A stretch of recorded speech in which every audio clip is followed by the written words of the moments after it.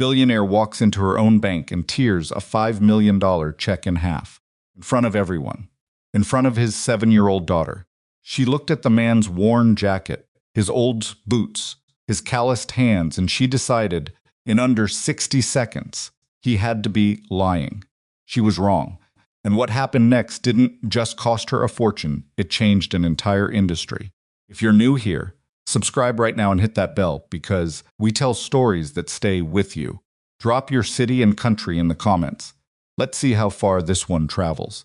Let's begin. The morning Ethan Calloway walked into Meridian Private Bank.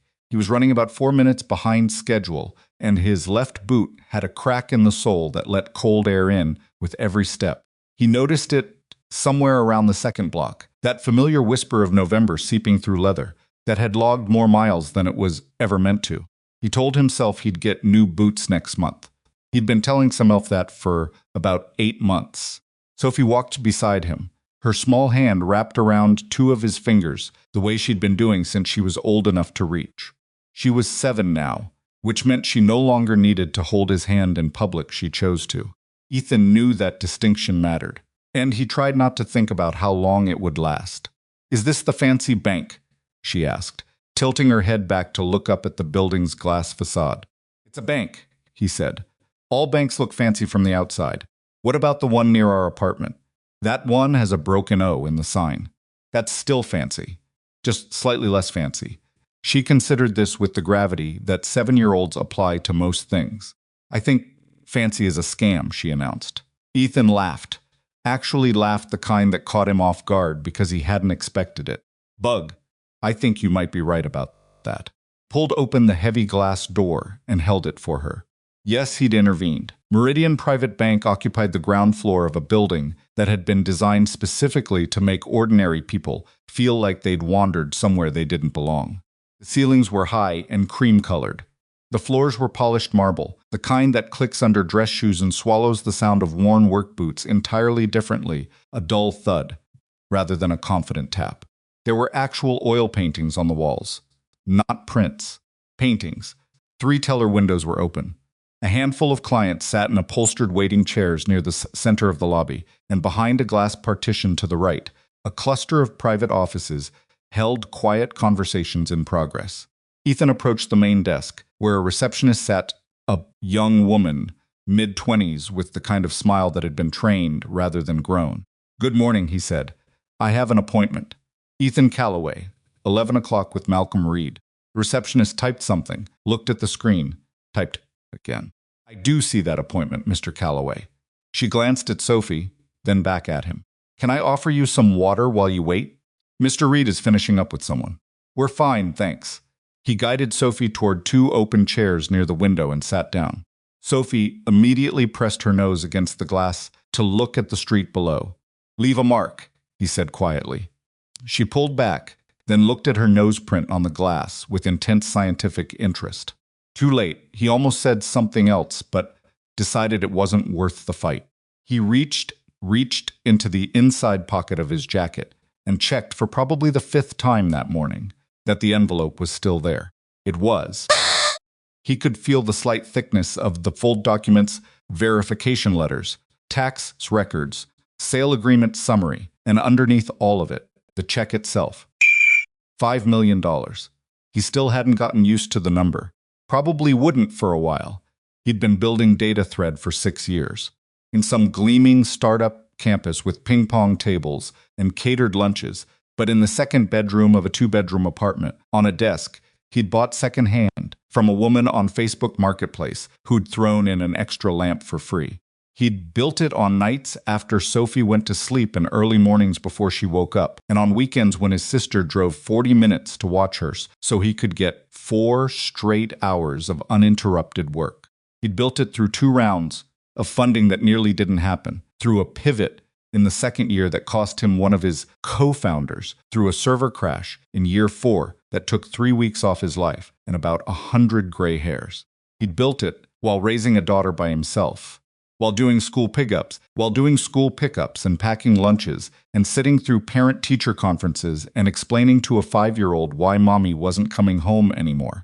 The acquisition had closed 3 weeks ago. $41 million, total 36 to be distributed among investors, and the team, $5 million to Ethan as founder compensation. His lawyer had handled most of it.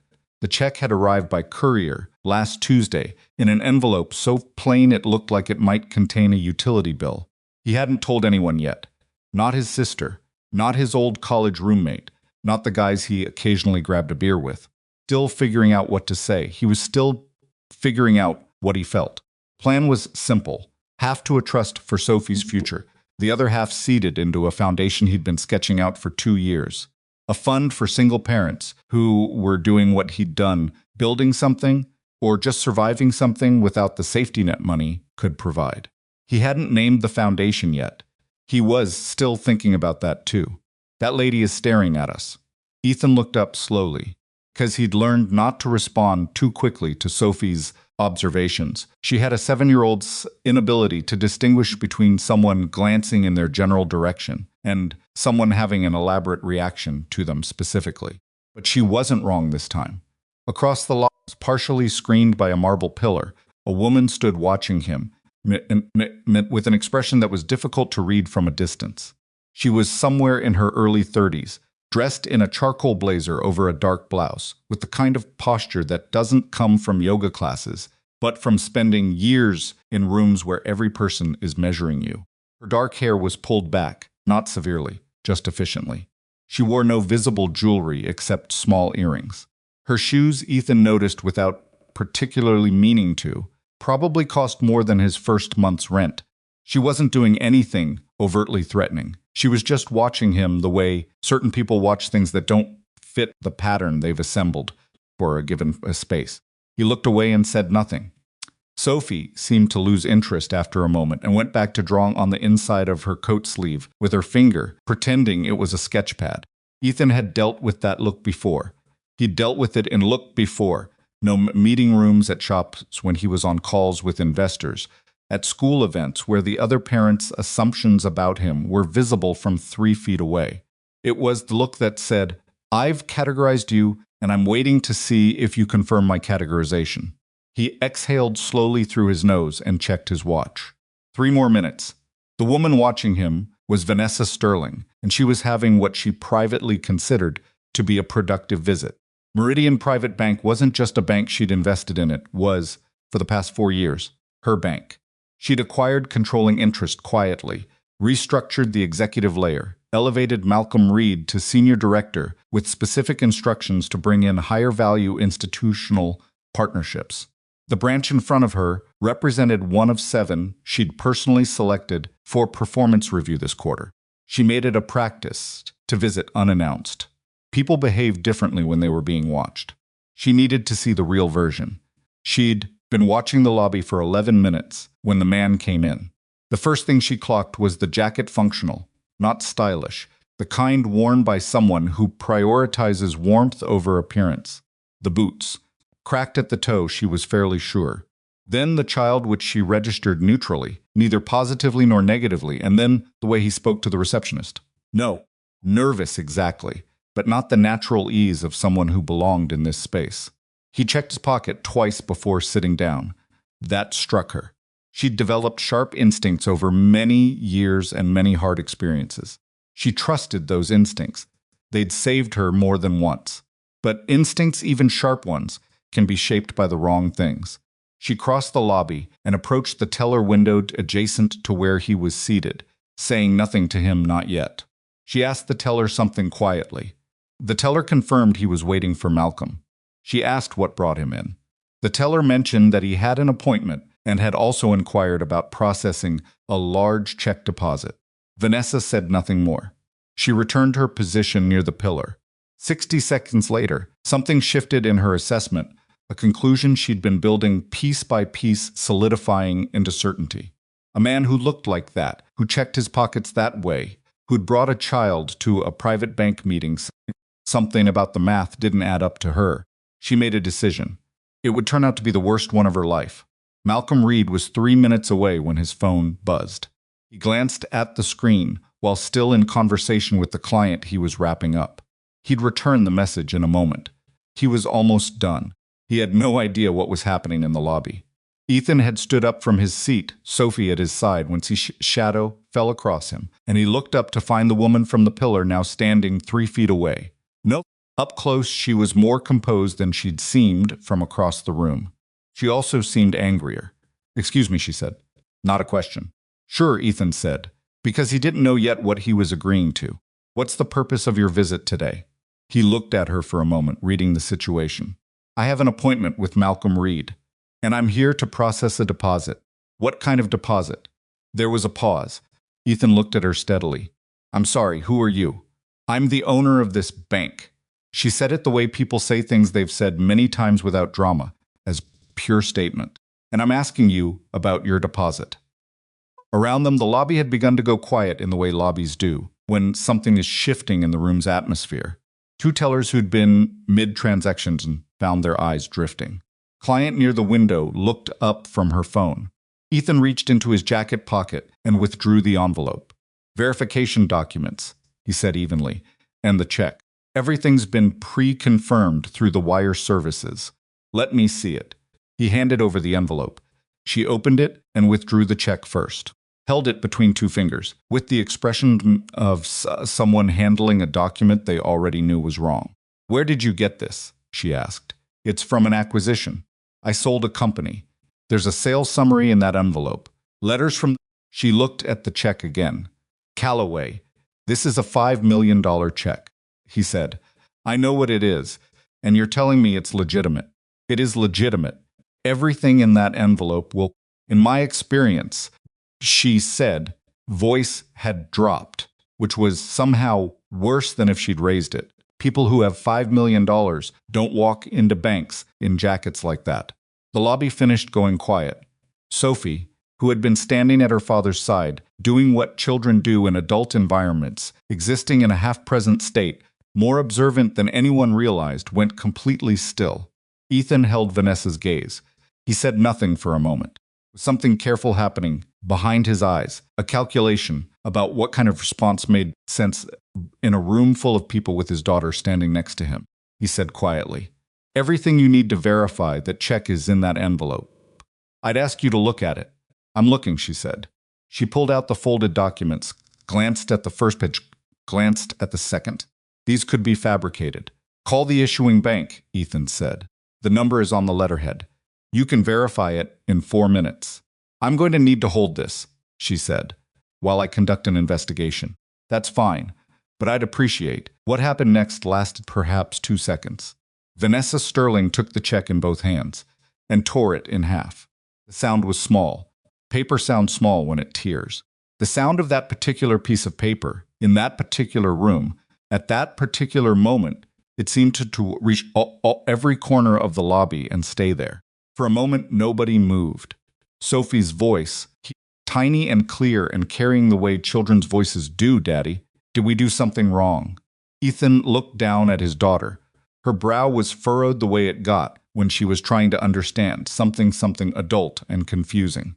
Her eyes were not afraid exactly. She'd learned early that fear had to be calibrated for things that actually required it, but she was searching his face for information, the way she always searched his face, because his face had always been the map. He crouched down beside her. The marble floor was cold through his jeans. Around them, the lobby of one of the most prestigious private banks in the city was holding its breath. "Bug," he said, "we didn't." "Then why did she rip the paper?" "'Cause she made a mistake." Sophie looked up at Vanessa, then back at her father. "Is she going to say sorry?" Ethan looked at the 2 torn halves of the check, still held loosely in Vanessa's hands. He looked at his daughter. He thought about what it meant that Sophie was 7 years old and already asking that question, already understanding, instinctively, that an action like this required something in return. He thought about what kind of answer he wanted to give, what kind of answer he wanted her to carry. "I don't know yet," he said honestly. Stood up, took Sophie's hand in his, and began walking toward the exit. Calm, unhurried, not performing dignity, just carrying it, the way he'd been carrying it for years, through worse rooms than this one. In the back corner of the lobby, a man named Gerald Ossie had his phone angled at the approximate height of a newspaper he wasn't actually reading. He'd come in to handle a routine transfer. He'd ended up watching something he recognized immediately because he'd been in smaller versions of the same room before. He hadn't planned to record anything. He'd done it the way people do things that feel suddenly and urgently necessary, before thought catches up to the action. The video was 43 seconds long. He looked at it twice, put his phone in his pocket, and finished his transaction without saying a word to anyone. Vanessa stood with the 2 torn pieces of check in her hand as the lobby slowly returned to its normal sounds. She was already rationalizing, already reconstructing the logic of what she'd done into the shape of a decision rather than a reaction. Fraud prevention, due diligence, the kind of proactive protection that her position required. She believed herself. That was the thing about that kind of certainty. It doesn't feel like certainty from the inside. It just feels like being right. She crossed back to the private office hallway, handed the check pieces to an assistant, and said she needed them secured while she prepared a report. What she did not yet know was that Malcolm Reed's phone had buzzed with a message 3 minutes ago from a client liaison, flagging that Ethan Calloway had not appeared in the waiting area that his scheduled meeting guest appeared to have left. Malcolm read the message, excused himself mid-sentence, and moved toward the lobby at a pace that was not quite running, but was the next closest thing. He was almost at the front desk when his phone rang. He answered, "This is Reed, Mr. Reed." The voice was even, controlled, tired in a way that had nothing to do with sleep. "This is Ethan Calloway. I believe we had a meeting today. Mr. Calloway, I'm so sorry I just got word that there was some kind of incident in the... Your bank's owner tore up my check in the lobby," Ethan said, "in front of my daughter." Malcolm stopped walking. He was standing in the middle of the lobby. 2 tellers were looking at him. He turned toward the window. "Mr. Calloway, I need to ask you, where are you right now?" "Parking lot." Malcolm exhaled. "Please don't leave. I'm coming out right now." There was a pause in the line. In the background, Malcolm could hear a child's voice asking something he couldn't make out. "Mr. Calloway, I'm still here," Ethan said. "But I'm only coming back in because my daughter is watching what I do next. Whatever happens inside that building better be worth her seeing." Malcolm Reed had been in banking for 19 years. He'd navigated difficult clients, regulatory crises, and 3 separate mergers that could have buried careers. He had developed a professional composure that colleagues frequently described as unshakable. His hand was not entirely steady as he pushed through the front doors. Parking lot smelled like cold concrete and car exhaust, and faintly, the hot pretzel cart two blocks west that Sophie had pointed out on their way in. She was asking about it again now. In the quiet way she asked for things she'd already filed under. Probably won't happen, not demanding. Just noting. Ethan was watching the bank's front doors. He had the disconnected feeling of a man who's been in an absurd situation, long enough for the absurdity to start crystallizing into something sharper. Anger, exactly. More like clarity. He thought about the check, the actual physical paper of it, which had always seemed like an odd artifact to him anyway. This proxy for something that had taken 6 years and cost him things that couldn't be tallied on a balance sheet. He thought about Sophie beside him and what she'd said in there, "Did we do something wrong?" And the fact that she'd asked that first rather than anything else. Why did she do that? Not that was mean, but whether they had caused it. Whether they were at fault. That was the part that moved through him like something cold. Spent the last 3 years specifically trying to make sure she didn't grow up asking that question. Trying to make sure she understood the difference between being treated badly and deserving it. Apparently, the work wasn't finished. Apparently, it was never finished. The front doors opened, and a man in his 50s came out in a suit that probably didn't have any cracks in the soles of his shoes. He moved with the walk of someone who was managing simultaneous embarrassment and damage control. "Mr. Calloway." He stopped about 6 feet away, which Ethan thought was a respectful enough distance. "I'm Malcolm Reed. I am deeply, genuinely sorry for what happened in there." Ethan studied him for a moment. "Was she acting on policy?" he asked. "Is what she did something the bank endorses?" "Absolutely not," Malcolm said. The answer was fast, but it didn't feel rehearsed. It felt like the answer of someone who'd been asking themselves the same question at Sprint for the last 4 minutes. "What she did was wrong. The verification documents you provided were more than sufficient. The check is in 2 pieces," Ethan said. We'll make it right, Malcolm said. The issuing party has already been contacted. A replacement can be arranged within. That's not why I'm standing here, Ethan said. Malcolm stopped. Sophie had moved slightly behind Ethan's leg, holding his hand from a slightly different angle than before, less loose, more considered. She was listening with the focused attention of a child who understands that something important is being negotiated. She looked at me, Ethan said, and decided what I was before I finished my second sentence. In front of my daughter, he paused. I want to know if coming back inside is going to mean anything, or if it's just going to mean you wrote me a check and hoped the whole thing went away. Malcolm Reed looked at him steadily for 3 full seconds. Come back inside, he said, and let's make sure it means something. Ethan looked down at Sophie. What do you think, Bug? Sophie tilted her head. I think I want to see her face when she realizes she was wrong, she said with the precise, unvarnished candor that only 7-year-olds can produce without it, sounding cruel. Despite everything, Ethan almost smiled. Yeah, he said. Me too, a little bit. He took his daughter's hand and turned back toward the door. His boot hit the pavement with that dull, cracked sole sound. He didn't hurry. The door felt heavier the second time. Ethan noticed that the way the same glass door that had opened easily 40 minutes ago now seemed to require something from him. Strength. Something else. The kind of effort that isn't physical. Sophie walked through first, which is what she always did when she was trying to seem braver than she felt. He'd figured that out about her somewhere around age 5, that she pushed ahead. Not because she wasn't scared, but because she'd decided that being scared and going anyway were not mutually exclusive. Where she'd learned that. Sometimes he thought she'd been born with it. The lobby had changed in the way rooms change when something has happened in them that everyone is pretending didn't. Tellers were at their windows. Clients were in their chairs. The surface of the place looked identical to what he'd walked into an hour ago.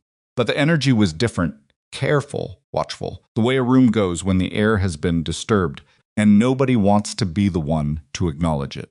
3 or 4 people looked up when Ethan and Sophie walked back in, kept his gaze level, and didn't give them anything to read. Malcolm was right behind them, holding the door, and then moving ahead to the reception desk with the efficiency of someone who'd spent 2 decades managing other people's disasters. Spoke to the receptionist in a low voice. She nodded and picked up her phone. I'm having them bring in additional seating to one of the conference rooms, Malcolm said, turning back to Ethan. Can I get Sophie something while we... She's fine, Ethan said, then looked down at his daughter.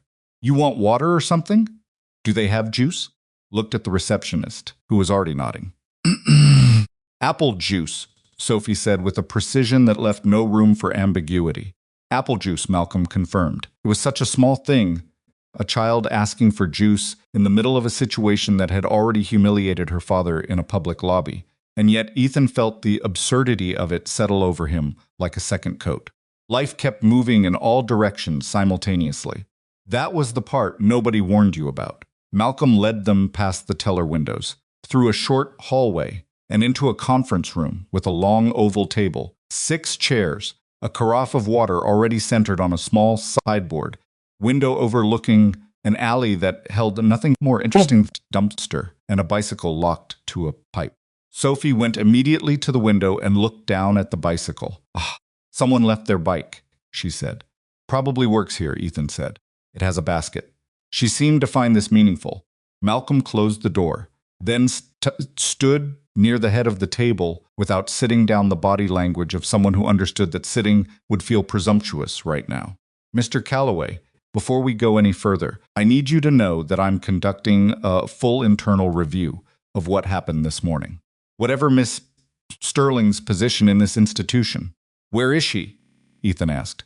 Malcolm paused. She's in her private office. Does she know I came back in? She does. Ethan pulled out a chair and sat down. At the head of the table, not at the far end, somewhere in the middle, which felt appropriate. Malcolm cleared his throat.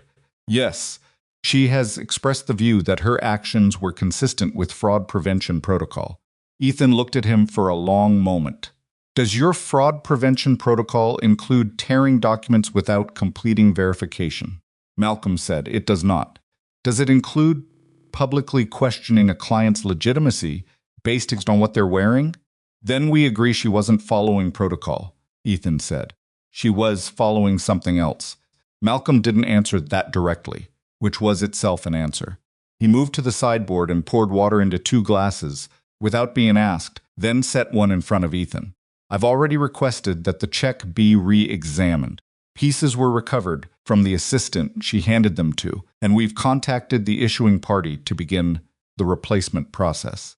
That's not the primary issue here, I understand that, but I want you to know it's being handled. There was a knock at the conference room door. Malcolm opened it. A young woman Ethan hadn't seen before handed Sophie a small glass of apple juice with the expression of someone trying to be invisible. Sophie accepted it with a very serious thank you and went back to the window, sat down across from Ethan. He folded his hands on the table, then unfolded them. The tells of a man who was genuinely uncomfortable, which Ethan found more reassuring than if he'd seen perfectly composed. Perfectly composed people were performing. This man was just sitting with something difficult. I owe you an apology that doesn't have a value attached to it, Malcolm said. I want to start there. I should have been in that lobby. I was 20 feet away, and I didn't know what was happening. And that's partially a failure of systems and partially just bad timing. But you were my guest in this building, and you were treated in a way that He stopped. Started again. I'm embarrassed. On behalf of this institution, and as the person who invited you here, that's not a legal statement. That's just it's true. Ethan studied him. I'm not going to pretend the apology doesn't matter, he said. It does. But I've been apologized to before and watched nothing change.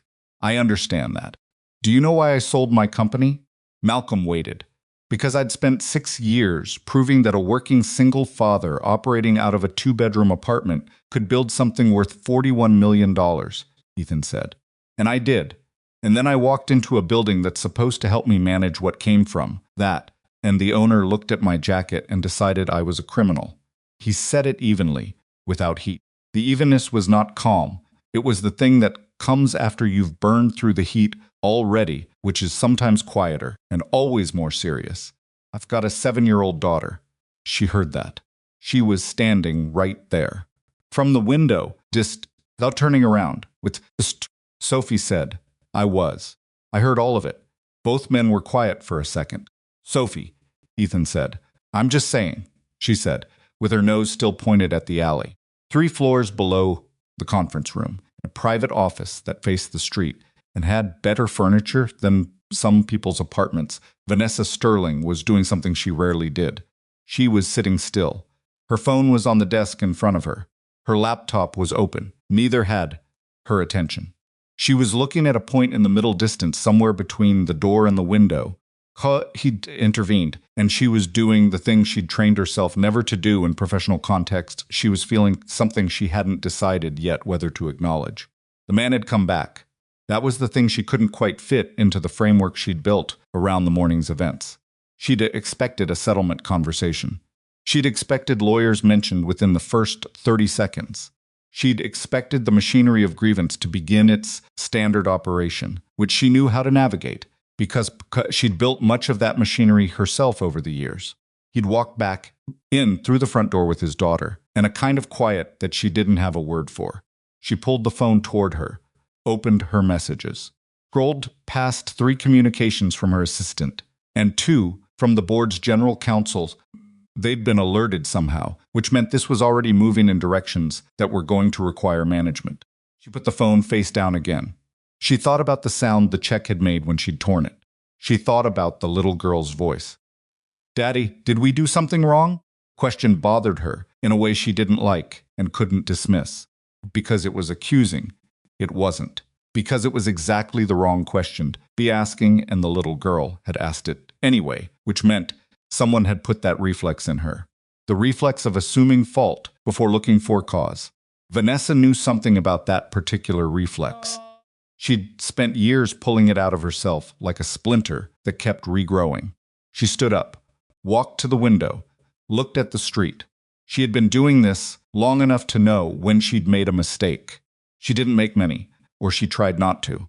When she did, she assessed them, surgically identified the failure point, corrected the system, moved forward. She wasn't someone who lingered, but There was a particular kind of mistake she'd been recognizing in herself lately, which was harder to assess surgically because it didn't live in procedure or system. It lived somewhere older, in the part of her that had learned a very long time ago that trust was a limited resource and assumptions were faster than verification. She heard her assistant's voice through the door, muffled but sharp, the specific cadence of someone being asked a question they don't want to answer. A knock, Miss Sterling. Her assistant opened the door a few inches. Mr. Reed's office has requested that you join the conference session with the Callaway party. Popridlobry. Vanessa didn't turn from the window. Has he requested or is he informing me? Short pause. He's requesting. But he was fairly specific about it. She exhaled through her nose. Tell him I'll be there in 10 minutes. The door closed. She looked at her reflection in the window glass, the charcoal blazer, the efficient hair, the expression of someone whose face had learned not to give things away. He'd intervened. She thought about what she'd told herself when she'd walked across that lobby this morning. The certainty of it, how solid it had felt, how wrong. Malcolm was in the middle of explaining the check replacement process in more detail when Ethan's phone buzzed on the table.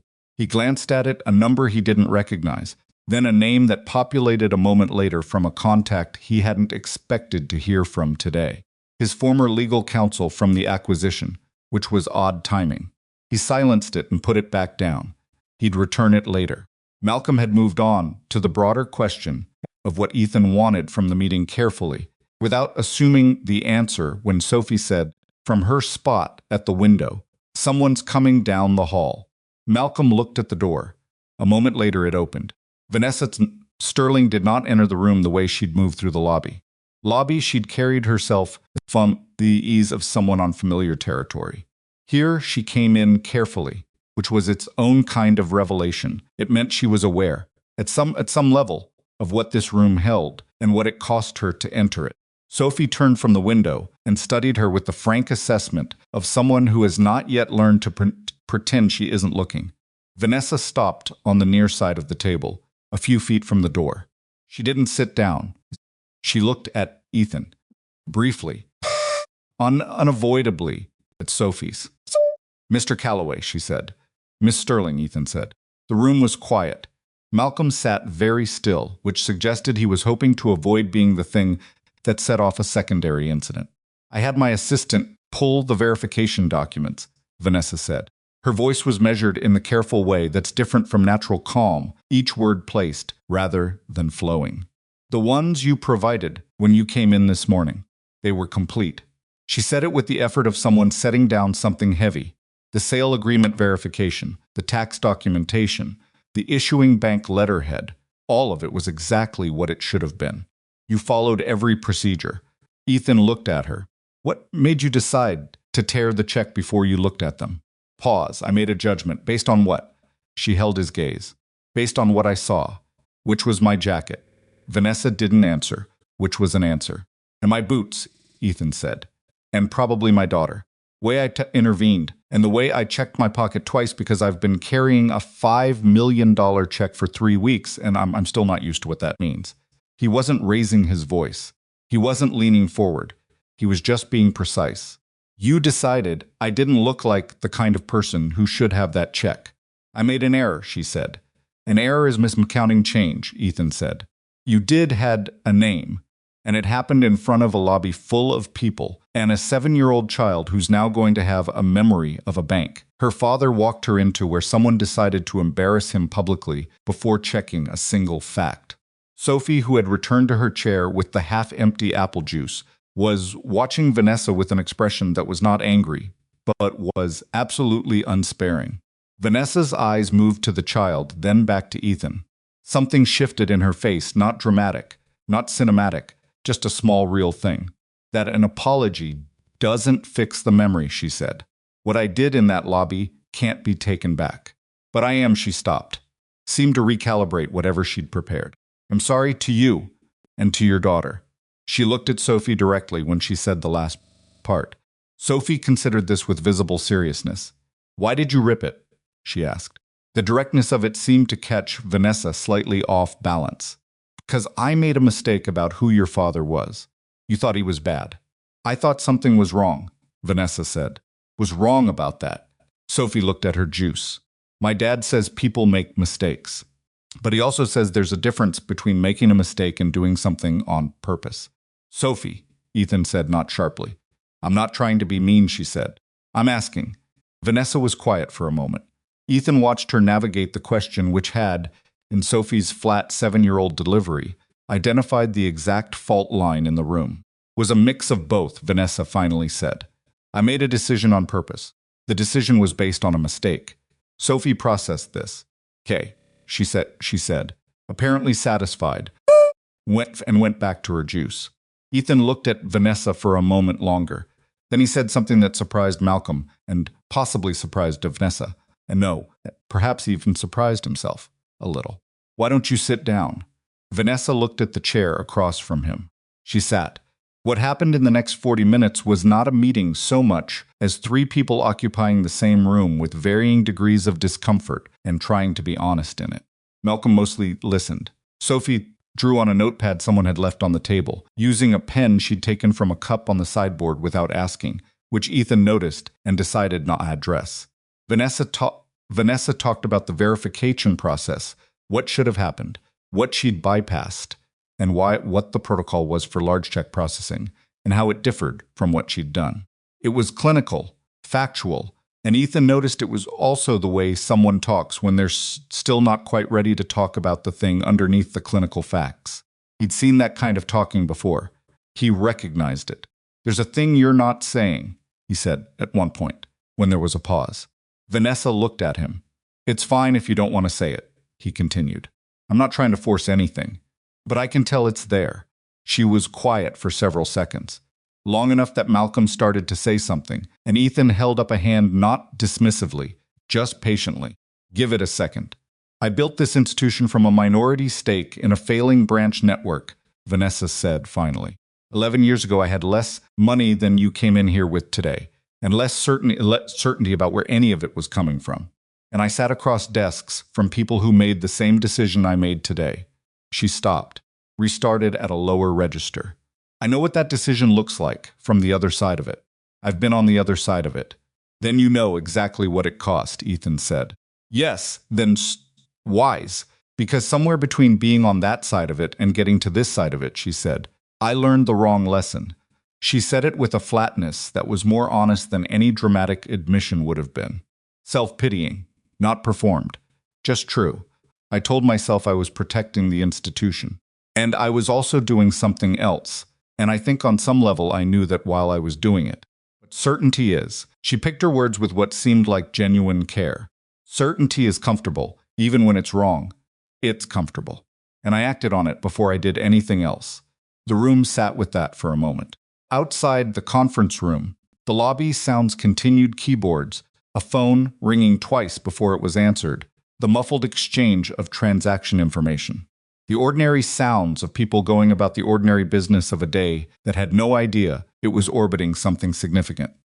I'm not going to tell you, I forgive you today, Ethan said. Know if that's true yet, but I'm also not here to demolish you. He leaned forward slightly. I'm here because my daughter watched someone tear up what I spent 6 years building toward. I want her to see what happens after that. The real version. Not the one where the check gets replaced and everybody signs something and it goes away. What do you want to happen? Vanessa asked. I don't know the full shape of it yet, he said. But I know that if I walked out of here the same way, I walked in just a man in a work jacket who needed to prove himself before he got basic human decency, then nothing changed. And I'm not interested in things not changing. Malcolm, who had been quiet for a long stretch, said, We have a proposal. Or rather, we'd like to discuss one, if you're willing. Ethan looked at him. What kind of proposal? That's the part we'd like to work through with you. He hesitated. Yes, I'm also going to be honest with you about something I should have mentioned before this meeting. You came in today to discuss a banking partnership. The scale of what DataThread represented to Meridian was significant. Your company's infrastructure and client base were the primary reason I'd pursued this meeting for 4 months. I know that, Ethan said. I want to make sure you know that nothing I'm about to say is motivated by the business aspect of this, Malcolm said, because what happened today makes that essentially irrelevant. Whatever you decide about the partnership, what happened in that lobby needs to be addressed on its own terms. Bundled together. Ethan looked at him for a long moment. That's a decent thing to say. It's the honest thing, Malcolm said. Was another knock at the door. Malcolm's assistant entered with a brief apology and leaned down to say something in Malcolm's ear. His expression changed not dramatically, but noticeably. He thanked her and she left. What? Ethan said. Malcolm looked at him directly. Security has flagged something from this morning. Was a situation involving the lobby footage that I need to address immediately. He stood. I'll be back in 15 minutes. I apologize. This is relevant to everything we've been discussing. He was gone before Ethan could ask the follow-up question. Vanessa and Ethan were left in the conference room. Sophie was drawing. The silence stretched for a moment, not entirely comfortable, but not hostile either. Just two people who had said what needed to be said and hadn't yet reached the other side of it. What's she drawing? Vanessa asked, quietly enough that it was clearly not meant for Sophie. Ethan looked. Sophie had covered most of the notepad page with something that had a large rectangle in the center and several smaller figures around it. He leaned slightly. The large rectangle had windows drawn on it. Above it, Kel, still developing handwriting. She was printing two words. The letters take shape. Everybody. Then welcome. He sat back in his chair without saying anything about it. She'll tell you what is if she wants you to know, he said. She's particular about who she explains things to.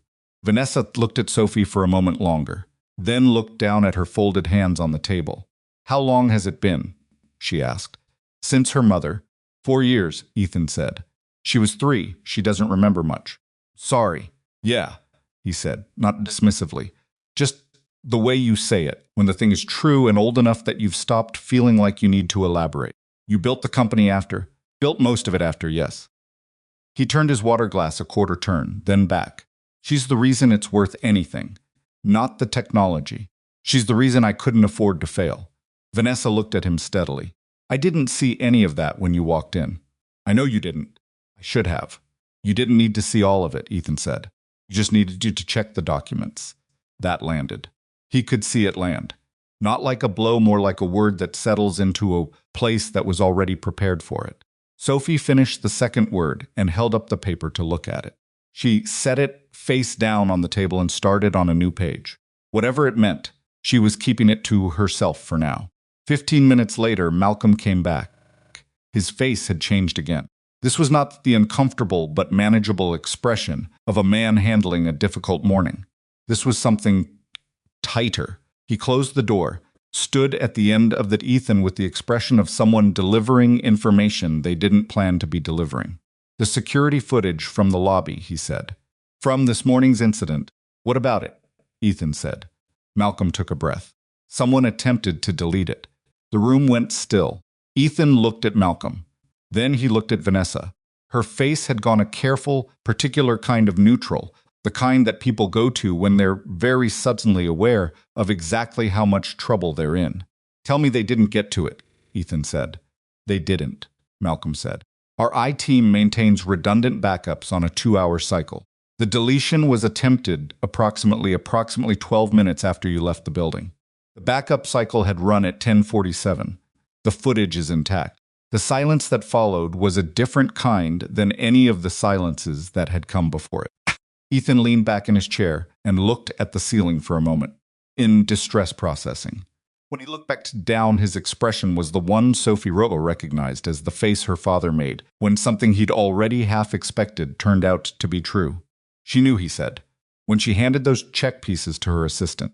She knew what she'd done, and she tried to make sure nobody could replay it. Malcolm didn't confirm or deny it out loud. He didn't need to. Ethan turned to look at Vanessa Sterling, who was sitting still across the table, very tbulpotserkik, who had stopped calculating. Had looked up from her drawing. She was watching Vanessa's face, with the careful attention of someone watching weather move. Sterling, Ethan said quietly, I want you to explain to me what you thought was going to happen. Vanessa's hands on the table, which had been folded, had separated. One lay flat on the surface, the other was in her lap. These small adjustments in posture were telling in the way that large gestures rarely are. She looked at Ethan. Whatever she'd prepared to say in the next moment, whatever version of the morning she'd been ready to defend, seemed to leave the room on its own. What was left, when she finally spoke, was something smaller and more exposed than anything she'd said in the previous hour. I thought, she said slowly, that if there was no footage, there would only be two versions of what happened. And yours. She stopped. And I thought mine would be easier to maintain. The words sat in the room. Ethan didn't respond immediately. Picked up his water glass, took a drink, and set it back down. The ordinary gesture of someone giving himself a moment, finally said. There are three versions now. Vanessa looked at him with an expression that had a question in it. He said, "And yours." And whatever 43 seconds of lobby camera captured this morning. He set the glass down precisely. "I'd like to see it." Malcolm nodded. He reached into his jacket pocket and produced his phone. He had already pulled the footage up. He set it on the table and pressed play. The three of them watched the small screen. The angle was from above and slightly to the left, the way secure cameras see the world, slightly inhuman, slightly indifferent. Caught everything. The approach. The envelope. The expression on Vanessa's face when she'd held the check. The moment of tearing. The sound didn't carry through the small phone speaker, but the image was clear enough. Sophie's face looking up, and Ethan crouching down to meet her. Vanessa made a sound that wasn't quite a word. She turned slightly away from the screen. Sophie was very quiet. "Daddy," she said after the footage ended, and Malcolm picked the phone back up. She looked really sure of herself. "Yeah, bug." She did, and she was completely wrong. Ethan looked at his daughter for a long moment. "Yeah," he said. She was. Sophie looked at Vanessa, who was still turned partly away, the set of her shoulders doing something complicated. So Sophie looked back at her drawing, which she was smoothing flat with her small palm. "I think," Sophie said to no one in particular, "that being really sure and being really wrong at the same time must feel really bad." Body answered her. But Vanessa, facing the window, closed her eyes for just a second. And Ethan Calloway, sitting with old boots and a cracked soul and 6 years of a life that nobody in this room had known about until today, decided that the next conversation was the one that was actually going to matter. Left the room twice in the next 20 minutes, and both times he came back, looking like a man who had been handed progressively worse news in progressively shorter intervals. The first time he returned, he brought a woman named Diane Choi, who was head of internal compliance, late 40s, reading glasses pushed up on her head, carrying a manila folder, and the expression of someone who had already been in her car when she'd gotten the call to turn around. She sat at the far end of the table without introduction and opened the folder and began reading, not joining the conversation, so much as auditing it. The second time Malcolm came back, he sat down and looked at Vanessa Sterling directly and said, "The assistant you handed the check pieces to is named Ruth Almanza. She's been with this branch for 9 years. When security started asking questions about the footage, she was the one who told them who'd given the deletion order." Vanessa didn't react visibly. That in itself was a reaction. "She didn't do it," Malcolm continued. "She received the instruction and came straight to the front desk supervisor instead. She said she didn't feel comfortable." He paused. "She's been in the break room for the last 40 minutes because she was afraid of what would happen when you found out." Something moved across Vanessa's face, complicated, brief, and quickly managed. "I'm not going to do anything to Ruth," she said. "I know," Malcolm said, "but she doesn't." The conference room had accumulated over the past hour, the particular atmosphere of a place where several things are happening at once, and nobody is pretending otherwise. Diane was making notes in the margins of something. The apple juice glass had left a ring on the table that Sophie was tracing with her finger in an absent, meditative way. Outside the window, the bicycle in the alley was still there, unmoved. Ethan had been quiet through this exchange, listening in the careful way he listened when he was deciding what mattered and what was noise. He developed that skill late, somewhere in the second year of the company, when he'd figured out that reacting to everything was a good way to react poorly to the things that actually required it. He looked at Malcolm. Who else knew she gave that order? The assistant, the front desk supervisor, and now security and compliance. Malcolm gestured toward Diane without looking at her. It won't stay contained. It shouldn't, Ethan said. Vanessa turned to look at him. She'd been facing slightly away from the table for the past several minutes, not dramatically, just with the body language of someone who had stopped pretending the window wasn't easier to look at than the room. I wasn't trying to protect myself from you, she said. I want to be clear about that. Who were you trying to protect yourself from? Ethan asked. A long pause.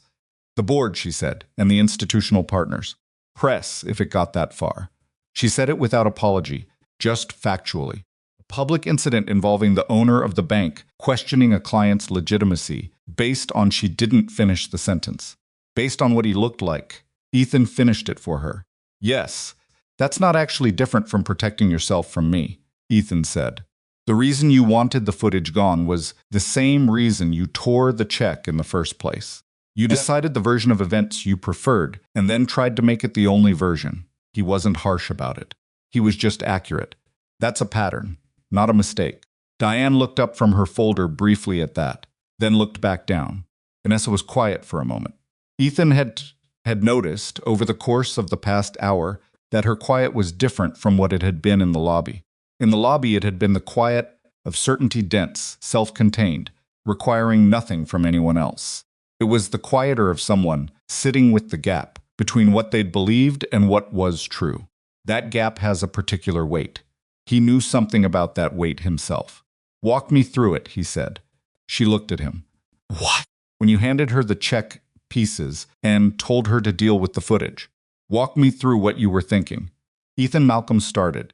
I'm not trying to build a case, Ethan said. I'm asking her to say it out loud. There's a difference. He looked at Vanessa. Unless you don't want to. Vanessa looked at her hands.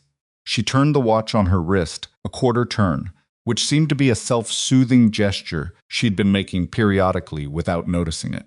I stood in the lobby after you left, she said, and I looked at the two pieces of the check on the floor. One of them had fallen, and I thought, this is going to be what people see.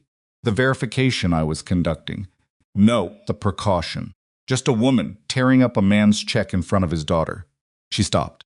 I knew by then that the documents were real. One of the tellers had said something to me before you were even out the door. I knew within about 90 seconds. So you knew the check was legitimate before you tried to delete the footage, Ethan said. Yes, the word sat in the room with a weight that no one tried to lift. Okay, Ethan said. Okay, Malcolm said. As in, now we know the full shape of it. He leaned back in his chair. What happens next is a separate question from what happened. Diane set her pen down, which felt significant. Mr. Calloway, she said, the first time she'd spoken directly to him, and her voice had the tone of someone who'd been waiting for a moment to be useful. I want to be transparent with you about what my report to the board is going to contain. Because it's going to be thorough, and there are aspects of it that will be public-facing, regardless of what you decide to do privately. What aspects? The bypassing of standard verification procedure, the public nature of the confrontation, the instruction to delete security footage after awareness that the legitimate transaction had been wrongly disrupted. She said it with the flatness of someone reading from a statute. Taken together, those three elements constitute a serious compliance violation under our institutional charter, and two of them may carry regulatory implications, Ethan said.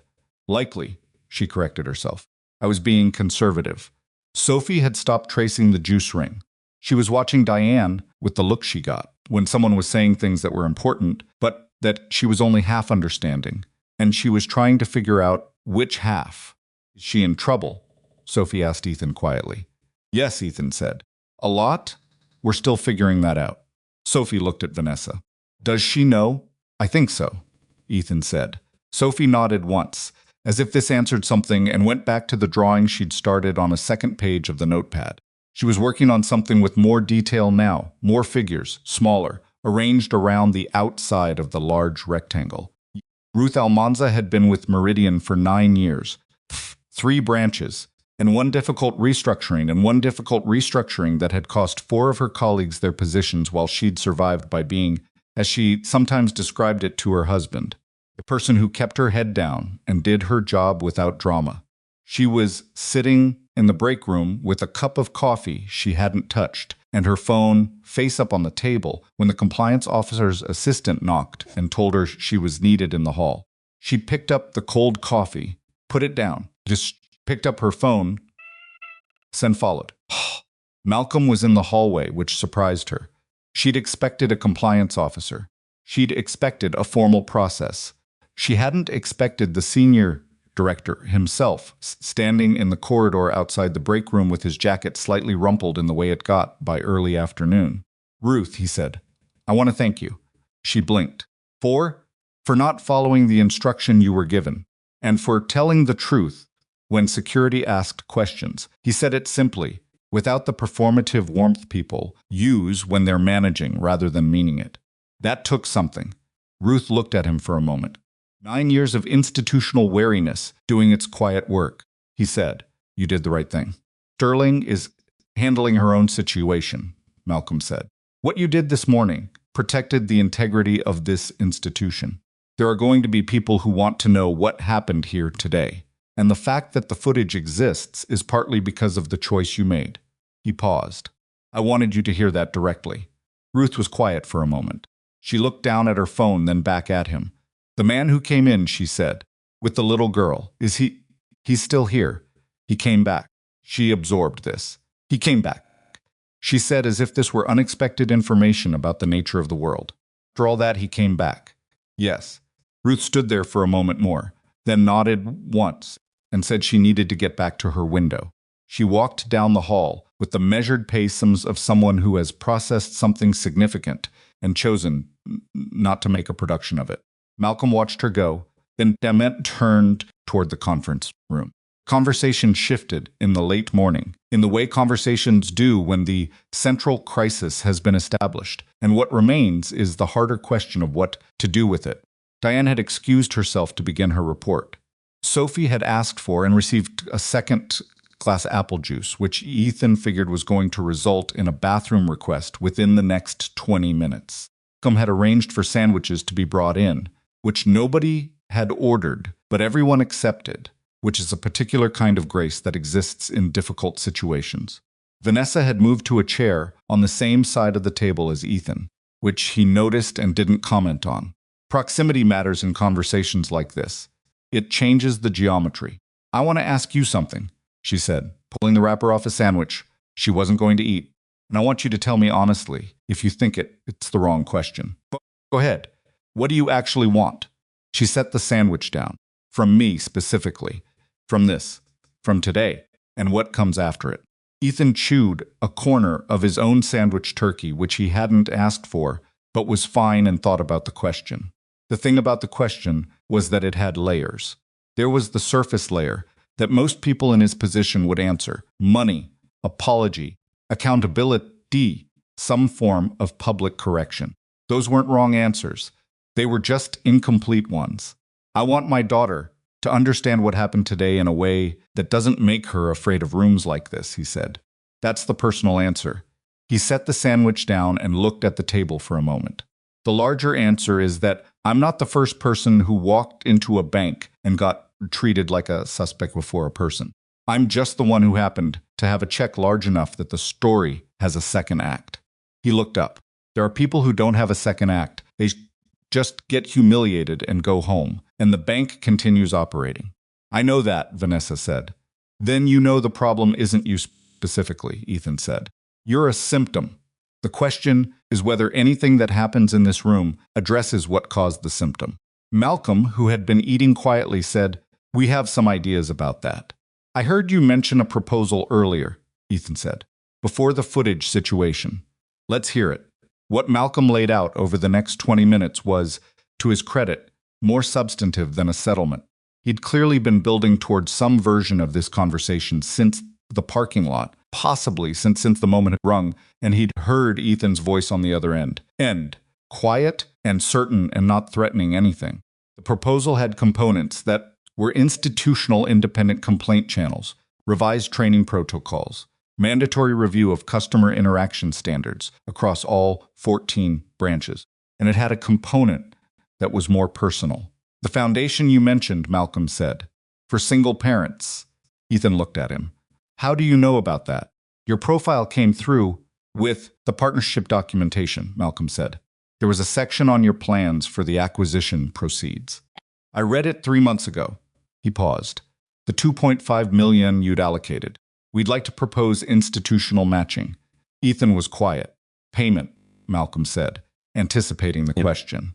Separate from any settlement discussion. The bank as an institutional partner in the foundation, which would be independently governed by a board you control. He looked at Ethan steadily. 2.5 million from us to match yours. The foundation operating fully independently. Sophie, who had apparently been listening while appearing to draw, looked up. That's a lot of money, she said to Ethan. Yeah, bug. For the parents, that's the idea. Sophie looked at Malcolm. What do you get from it? Malcolm blinked at the directness of it. Ideally, he said, recovering, we get to be part of something that actually helps people.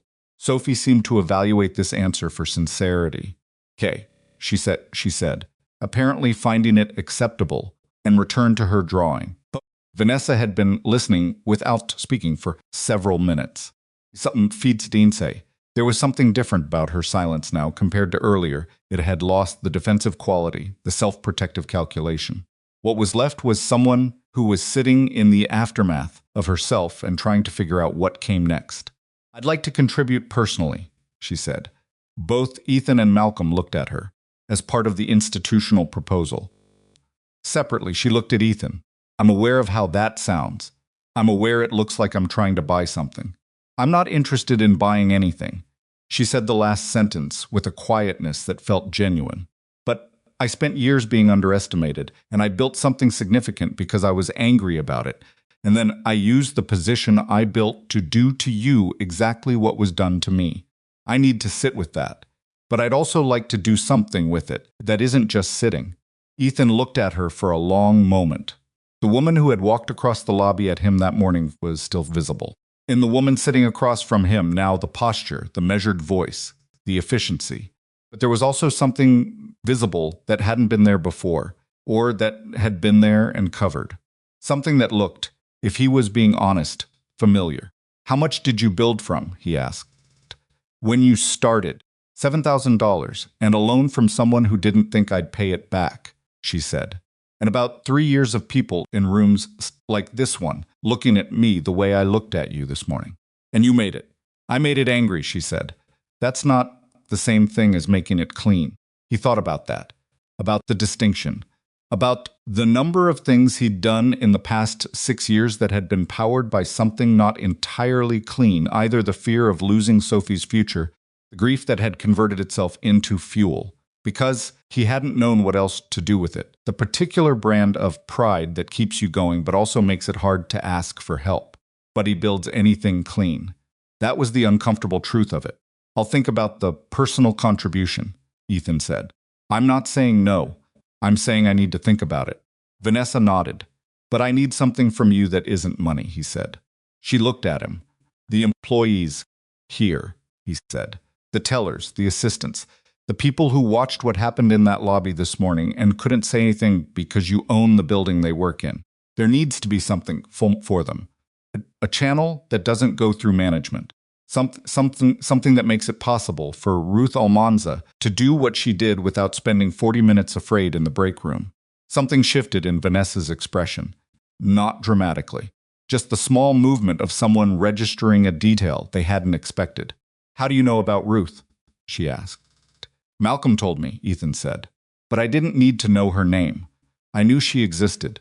Somewhere in this building, there was a person who received an instruction they knew was wrong and had to make a decision about what to do with it. There's always someone like that. He looked at her steadily. She made the right choice. She shouldn't have had to be afraid about it afterward. Vanessa looked at the table. The watch on her wrist had been turned a half dozen times through the morning. So many times that it had worked itself loose and sat slightly crooked on her arm. She said quietly, she shouldn't. Then that's part of it, Ethan said. That's not negotiable for me. Whatever else happens, the foundation, the institutional reforms, whatever Diane's work recommends, there needs to be a protected way for people in this institution to report what they see without fear. Malcolm was making notes. And the training, Ethan continued. I want it to be real. not a compliance module that people click through in 11 minutes and then forget. Something that actually challenges the assumption I walked in here with attached to me this morning. He paused. The assumption that if someone looks like me, something must be wrong. That assumption is institutional. It didn't come from Vanessa personally. She just acted on it most visibly today. If you fix Vanessa and leave the assumption intact, you haven't fixed anything. At the sound of her own name used that way, not Miss Sterling, not the owner, just Vanessa, a person rather than a position looked up. "You're not wrong," she said. Ethan said, and said it without arrogance, just matter-of-factly, the way he said things he'd had a long time to be certain of. Sophie had finished her drawing. She was holding the notepad page and examining it with the particular critical eye she applied to her own work. Head slightly tilted, lips slightly pursed, looking for something she hadn't quite captured yet. "Can I see?" Ethan asked. She handed it across. He looked at it for a moment without speaking. It was the same drawing she'd started earlier, the large rectangle with windows, which he recognized now as the bank building, and the small figures around the outside. But she'd added more to it. On the inside of the building, visible through the windows, there were more figures. And above the door, drawn in careful, deliberate letters that were still the handwriting of a 7-year-old, but were legible and certain the same 2 words from the first page. "Everybody welcome." He set it on the table where both Malcolm and Vanessa could see it. Neither of them said anything for a moment. "She drew that during all of this?" Malcolm said finally. "She was listening," Ethan said. "She just draws while she does it. She's been doing that since she was about 4. Vanessa was looking at the drawing with an expression that was difficult to categorize. Sentiment, exactly. Something more complicated than sentiment. Something that looked like the particular kind of pain that arrives when you see something simple and true that you have been, till recently, arranged in exact opposition to. "That's what you want to name it?" Malcolm said. "The foundation?" Ethan looked at his daughter. "She named it," he said. 45 minutes ago. I just didn't realize it yet." Sophie looked up at the sound of this, registered what was being said, and went back to studying her drawing with what appeared to be professional satisfaction. The next hour was administrative. Diane came back with preliminary notes and a framework for the compliance report. A lawyer from the bank's general counsel's office appeared, was assessed by Ethan as someone who wanted the conversation to become a document rather than a reckoning, and was carefully redirected by Malcolm with an efficiency that suggested Malcolm had similar reservations. Sophie was taken by a patient administrative assistant to a sitting area with better chairs and a collection of architectural magazines. She found surprisingly interesting. Yes, as he'd intervened, and was there for 40 minutes, looking at pictures of buildings, while the adults in the conference room worked through specifics. It was not a smooth process. Legal had opinions about the foundation structure that conflicted with what Ethan wanted. The independent complaint system Ethan had requested ran into HR's existing framework in ways that required negotiation. Vanessa and Malcolm disagreed once, fairly directly, about the timeline for implementing the customer treatment reforms, and the disagreement had edges to it that suggested it was not their first. Ethan sat through all of it with the patience of a man who had spent 6 years in rooms where everyone disagreed, and still had to get built by the end. At one point, Vanessa left the room for 20 minutes. She came back looking like someone who had splashed water on her face, which she probably had. She sat back down without comment and returned to the negotiation. At another point, Ethan stepped out to check on Sophie, who showed him a photograph of a building in Copenhagen and told him she thought banks should look more like that one. He agreed. He asked if she was okay. She said she was fine. She was just tired. And her juice was warm now. He got her cold juice and went back in. The thing about this kind of negotiation, the kind that comes from a genuine incident rather than a manufactured one, where both sides are trying to find something real rather than just defensible, is that it's exhausting in a way that purely adversarial negotiations aren't. Adversarial negotiations have a clear architecture. You push, someone blinks. What was happening in this conference room was something messier and more honest. Everyone had acknowledged what had gone wrong. The question was what right actually looked like. And right is a harder shape than wrong. By early afternoon, three things had been established with enough clarity that a lawyer could begin drafting language around them. Structural framework for independent reporting that would operate outside normal management chains. Commitment to a comprehensive customer treatment review with external oversight rather than internal self-assessment, and an institutional partnership with the Everybody Welcome Foundation at the level Malcolm had proposed, with governance terms that kept the foundation under Ethan's control. Vanessa's personal contribution was left open. Ethan had said he'd think about it, and he meant it, and she seemed to understand that an honest maybe was more respectful than a polite yes that meant nothing. What remained unresolved, and what everyone in the room understood was unresolved, without saying it was the question of Vanessa herself. Compliance report. The regulatory implications Diane had mentioned. The footage which existed and was intact, and was going to be seen by people outside this room. Ethan hadn't brought it up directly. He was waiting to see if anyone else would. Was the one who finally did? Malcolm was the one who finally did. As the afternoon light shifted in the window and the conference room had taken on the particular quality of a space where people have been for a long time, and the air has gotten stale. There's a personnel question, Malcolm said, that this conversation doesn't resolve, and I want to be transparent about that. Ethan looked at him. What happens with Miss Sterling's role going forward is a board decision, Malcolm said. I don't have the authority to make it, and even if I did, I'm not sure this is the place to make it. He glanced at Vanessa, then back at Ethan. But I want you to know that the compliance report will go to the board with full documentation, and that will include the deletion attempt. The board will have everything. I understand, Ethan said. I want to make sure this means it. I want to make sure you know that your decision about the partnership and about the foundation are completely separate from whatever the board decides. If you choose to move forward with all of this, that choice stands regardless of what happens with her position. Ethan nodded. Then he looked at Vanessa. Do you know what's going to happen? He asked, with satisfaction, just honestly. Vanessa looked back at him, with the expression of someone who has stopped trying to manage the answer. What I did, she said. The board will do what they think is right. A small pause. I have enough control of this institution that they'll have to work around whatever I decide not to cooperate with. I could make this difficult.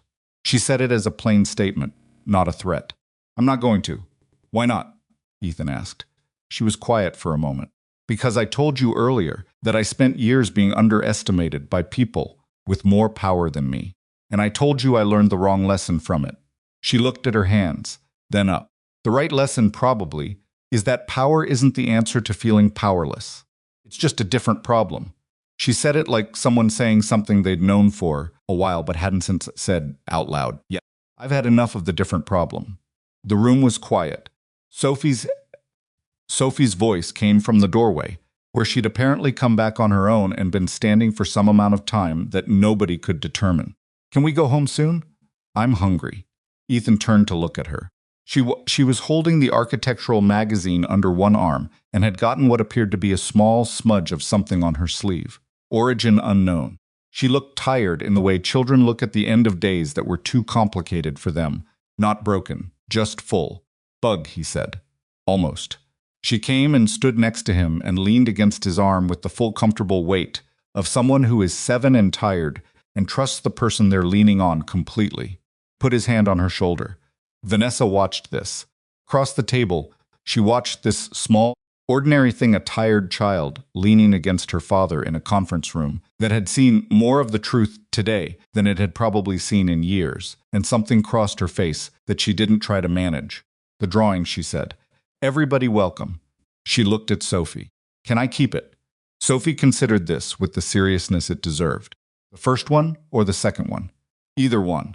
Whichever you'd let me have. Sophie looked at Ethan, who gave her a small nod that meant, your call. The first one, Sophie said finally. The second one has more people in it.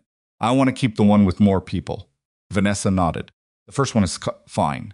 Sophie went and retrieved it from the table and held it out. Vanessa took it carefully with both hands. The way you take something from a child when you understand that its value has nothing to do with what it's drawn on.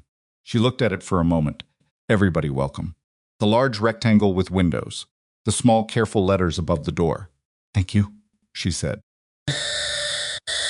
Sophie said, used with the automatic politeness of a well-raised child, and then went back to leaning against her father's arm. Ethan looked at the drawing in Vanessa's hands, thought about the morning, the cold coming through the crack in his boot, the lobby with its oil paintings and its marble floors, the sound a $5 million check makes when someone decides your whole story in 60 seconds and accepts on it. He thought about Sophie's voice. Daddy, did we do something wrong?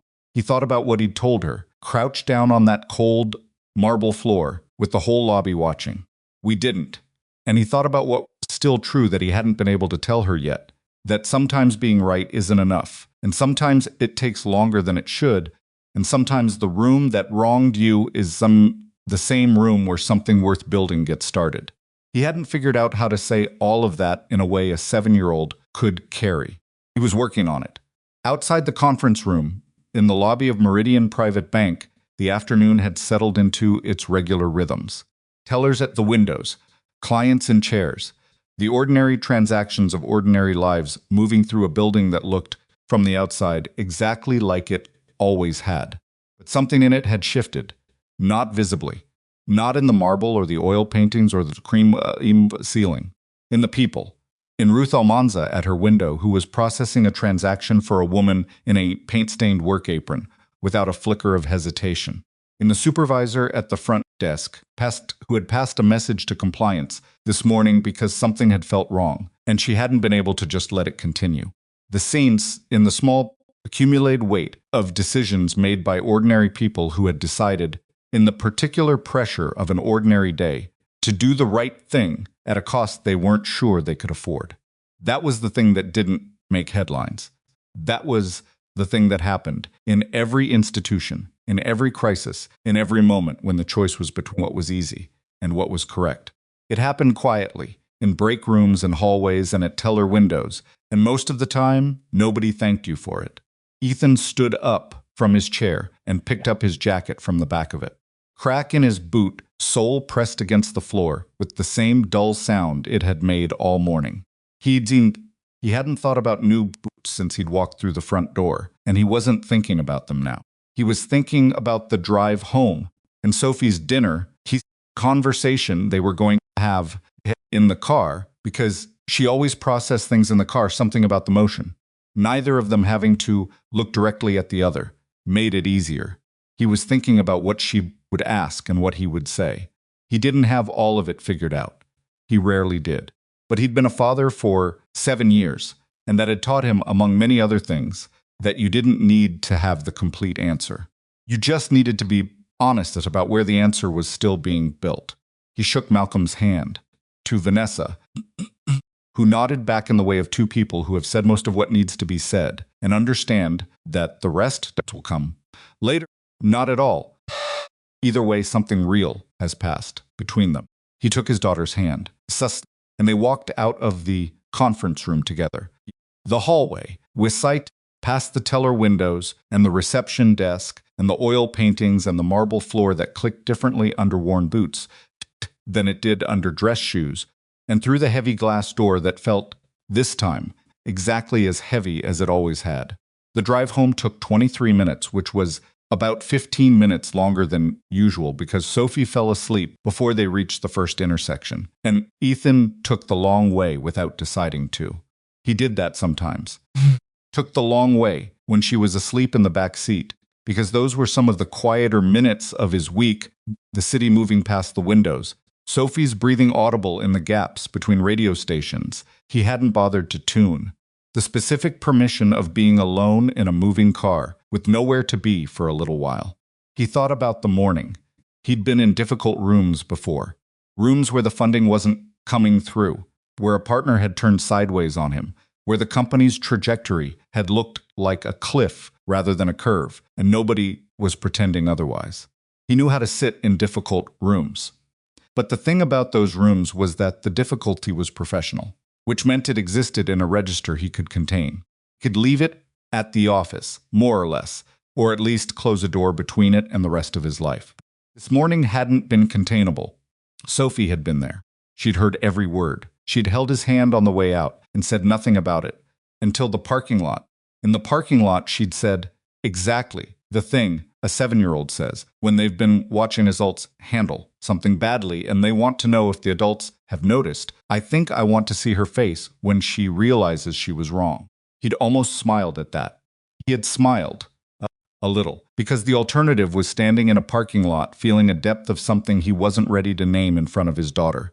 He pulled into their building's parking spot and sat for a minute in the idling car, looking at the back of Sophie's head. She'd slumped against the door, her mouth slightly open, the architectural magazine still tucked under one arm where it had ridden home with her. He thought about what she was going to ask in the morning. Sophie processed in waves. The first wave was in the moment, immediate, instinctive. Did we do something wrong? The second wave came later, usually over breakfast or in the bath, when she'd had time to let it settle and form into actual questions.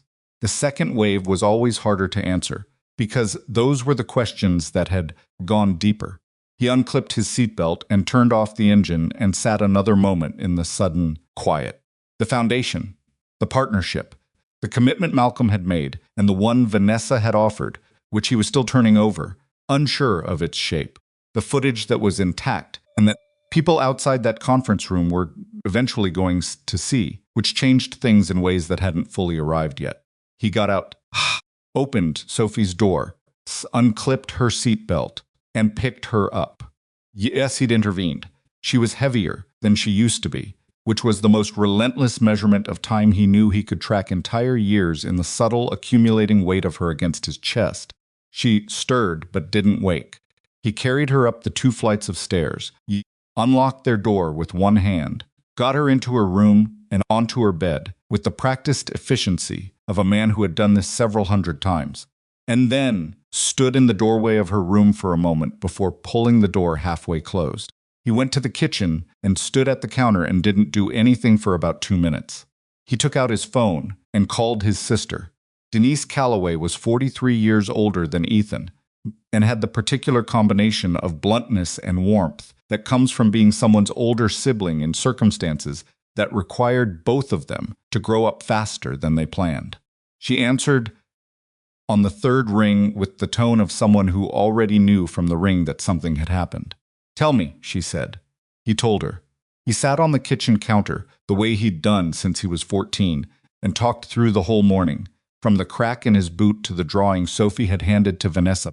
And Denise listened in the way she always listened without interrupting, occasionally making a sound that indicated she was tracking, and then when he was finished, sitting with it for 3 full seconds before she said anything. "She tore up the check," Denise said, in the lobby, in front of Sophie, right next to her. Another pause. "And you went back in?" "I went back in. Because Sophie was watching." "That's part of it," Ethan said. "It's also just the right thing. Those 2 things are allowed to be the same thing." "You know," Denise said, "you don't have to separate them to make one of them more noble." He didn't say anything to that, which meant she was right. "The foundation," she said. $7.5 million. If everything holds, it'll hold. Malcolm Reed has been building toward that partnership for 4 months. He's not going to blow it by letting this fall apart now." She paused. "How's Sophie?" "Asleep.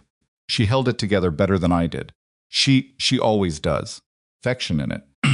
And something else, the particular mix of pride and ache that Denise carried for Sophie, was the daughter of her brother and the child of the sister-in-law she'd lost, had been, at 3 years old, weight that had made Ethan's grief either something to collapse under or something to build through. "How are you?" "I'm sitting on my kitchen counter at 3 in the afternoon, trying to figure out if I feel like something ended today or something started," he said. "Can it be both?" he said. "Yeah, probably both." He heard Denise exhale. "Ethan, you know the check is a piece of paper, right? The money exists somewhere. It was always going to end up where you were pointing it." "That, I'm saying it for Sophie. Not the money. You walked in there today, and someone tried to make you into the version of yourself they'd already said you were. No. And you walked back in and refused to be that." She watched that. A pause. "That's not a small thing to watch." He looked at the ceiling of his kitchen. She drew a picture of the bank and wrote "Everybody welcome" over the door. Denise was quiet for a moment, Of course she did. I didn't plan that name. She just drew it. She's 7 and she's smarter than both of us, Denise said. This is not new information. He exhaled and got off the counter. I need to eat something. I had half a sandwich 3 hours ago. Call me tomorrow, Denise said, after she asks you the hard questions. She's going to. She held a whole conversation with the woman who humiliated her father and gave her a drawing at the end of it, Denise said. She's processing. The questions are coming. He said goodnight and hung up and stood in the kitchen for a moment, then opened the refrigerator and looked at its contents with the interest of a man who was hungry, but not curious about food. He made eggs, scrambled with cheese, which he ate standing at the counter, because sitting down felt like too much of a commitment to the evening. He was rinsing the pan when his phone buzzed with a notification he hadn't expected. Gerald Susi had posted the video at 4:17 in the afternoon. He'd spent most of the day sitting with it. He'd gone back to his office after the bank. 3 hours of work he couldn't entirely account for later. Eaten lunch at his desk and returned to the 43-second clip approximately 7 times. Each time he watched it, he came back to the same thing, the sound the paper didn't make, through the phone speaker, Sophie's face, and Ethan crouching down to meet his daughter on the marble floor while the whole lobby watched. He didn't know who the man was. He didn't know who the woman was. He'd heard the name Calloway from the receptionist he'd been close enough, but that was all. He'd captioned it simply. This happened at Meridian Private Bank today. Make of it what you will. By 6 p.m. it had 14,000 views. By 9 p.m. it was at 87,000. By the time Ethan saw the notification, a Google alert on his own name that he'd set up years ago as a professional habit and had never once expected to actually matter, the video had crossed 200,000. Views and the comments were no longer just comments. They were an argument. A sustained, furious, occasionally coherent argument about everything the 43 seconds contained and everything it pointed toward beyond itself. He watched the video in his kitchen, alone, with Sophie asleep down the hall. It was strange, watching yourself from above and to the left. It was strange seeing the geometry of the moment from the outside, the angle of Vanessa's body, the precise moment the check tore, the way he'd stood perfectly still for 3 seconds before he crouched down to Sophie. He hadn't known he'd stood still for 3 seconds. He'd thought he'd moved immediately. Sophie's face was partially visible, fully. The angle caught her profile, the line of her chin, the way her hand found his sleeve. It was enough. He put his phone face down on the counter. He stood there for a moment, then picked it back up and called Malcolm. Malcolm answered before the second ring, which meant he was already awake and had already seen it. We became aware about an hour ago. How bad is it? Complicated is a better word than bad, Malcolm said carefully. The volume is significant and growing. The identifications are starting. Someone found Vanessa's name about 40 minutes ago. Her Wikipedia page has been edited 3 times in the last hour. A pause. Her personal assistant has been fielding calls since 7 o'clock. Ethan sat down at the kitchen table. I didn't post it. That I don't know who did. We've identified who, Malcolm said. A customer who was in the lobby this morning. He came in after you arrived. We're not pursuing that. He filmed a public interaction in a public space. There's nothing actionable there. And frankly, given the circumstances, pursuing it would be, he didn't finish that sentence. He didn't need to. What does Vanessa say? A brief pause. Counsel has advised her not to comment publicly. Pause. She called me about an hour ago, actually. Asked if I'd heard from you. What did you tell her? That I hadn't yet, and that I'd let her know. He cleared his throat. She didn't ask me to do anything about the video. She didn't ask me to try to have it taken down or contact anyone. She just asked about you. Ethan turned this over. The board has called an emergency session. For tomorrow morning, Malcolm continued. 8 o'clock. I've been asked to present a summary of today's events and the compliance report, which Diane is completing tonight. Partnership agreement and the foundation terms will be discussed as part of that presentation. What are they going to do? Ethan asked. I don't know yet, Malcolm said. I think there's a range of outcomes being considered. Some of them are better than others. He said it with the careful imprecision of someone who knows more than they're saying and sets his choosing, for now, not to say it. What I need to know from you, and I understand if you can't answer, Tonight is where you want to be in this. What are my options? You can stay private.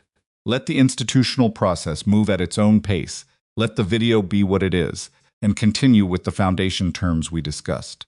That path protects your privacy and Sophie's and keeps this at the level of a banking compliance matter rather than a public story. He paused. Or you can be part of how the story gets told, which at this point means it's going to be a large story. Ethan was quiet. I'm not recommending either one, Malcolm said. I'm asking. I need to talk to Sophie first, Ethan said. Malcolm seemed surprised by that, or at least the pause suggested it. She's 7. She was there, Ethan said. It's her story, too. Her face is in the video. He said it without accusation. Just facts. She gets a say in whether we step into the public version of this or not. Pause. Longer this time. Okay, Malcolm said. I'll need to know before 8. You'll know before 8, Ethan said. He didn't sleep much. He lay in bed for about 2 hours, looking at the ceiling and listening to the building settle around him. And somewhere around 2 in the morning, he got up and made tea he didn't drink and sat at the kitchen table with his phone and read things he probably shouldn't have read. Comments on the video had reached a volume and intensity that reminded him of standing next to something loud, not the content exactly, but the sheer mass of reaction, the way it had its own weather system now, drawing in new energy constantly and circulating it. There were people demanding Vanessa's name, her home address, her financial information. There were people calling for boycotts of Meridian and every institution associated with it. There were people making the video about things it was only partially about. No, and people making it about the right things in the wrong ways, and people who seemed most interested in the performance of outrage rather than its substance. There were other people, quieter, harder to hear under the noise, who were saying things like this happened to my father, and I had a check from my grandmother's estate, and they called the police before they called a manager, and I've never set foot in a bank without feeling like I was being watched, and I didn't know other people felt this way. Those were the comments he kept coming back to. He put the phone down at 3 in the morning and went back to bed, and this time he slept. Sophie woke him at 7:15 by standing next to his bed and placing her hand on his arm, which was how she woke him when she had something specific to say and had been waiting to say it. He opened his eyes. She was in her pajamas, the ones with the small stars on them, and she had the look on her face. He'd been expecting the second wave. She said, "Yeah, bug." I was thinking. Okay, yesterday, I figured. She sat on the edge of the bed with the gravity of someone who has been working on a thought for hours. That lady, is she going to be okay? He looked at her. Of all the questions he'd been preparing for, that one had not been first on his list. What do you mean? The people on the internet, Sophie said. Aunt Denise showed me this morning. She said there's a video. Ethan sat up. He made a mental note to have a specific conversation with Denise about 7-year-olds and internet news cycles before 10 in the morning. She shouldn't have showed you that, I asked her to, Sophie said. Texted her last night. When I woke up at like 2, he looked at his daughter, the star pajamas, the serious face. The 7-year-old who texted her aunt at 2 in the morning because she had questions and had figured out who to ask them to. He felt the particular exhaustion and pride of parenting someone who was consistently smarter and more resourceful than he was planning for. What did you see? The video. And some of the things people are saying. She picked at a thread on his comforter. Some of them are really mean, about her. And I don't think she was right, but I also don't think. She stopped. Tried again. She already knows she was wrong.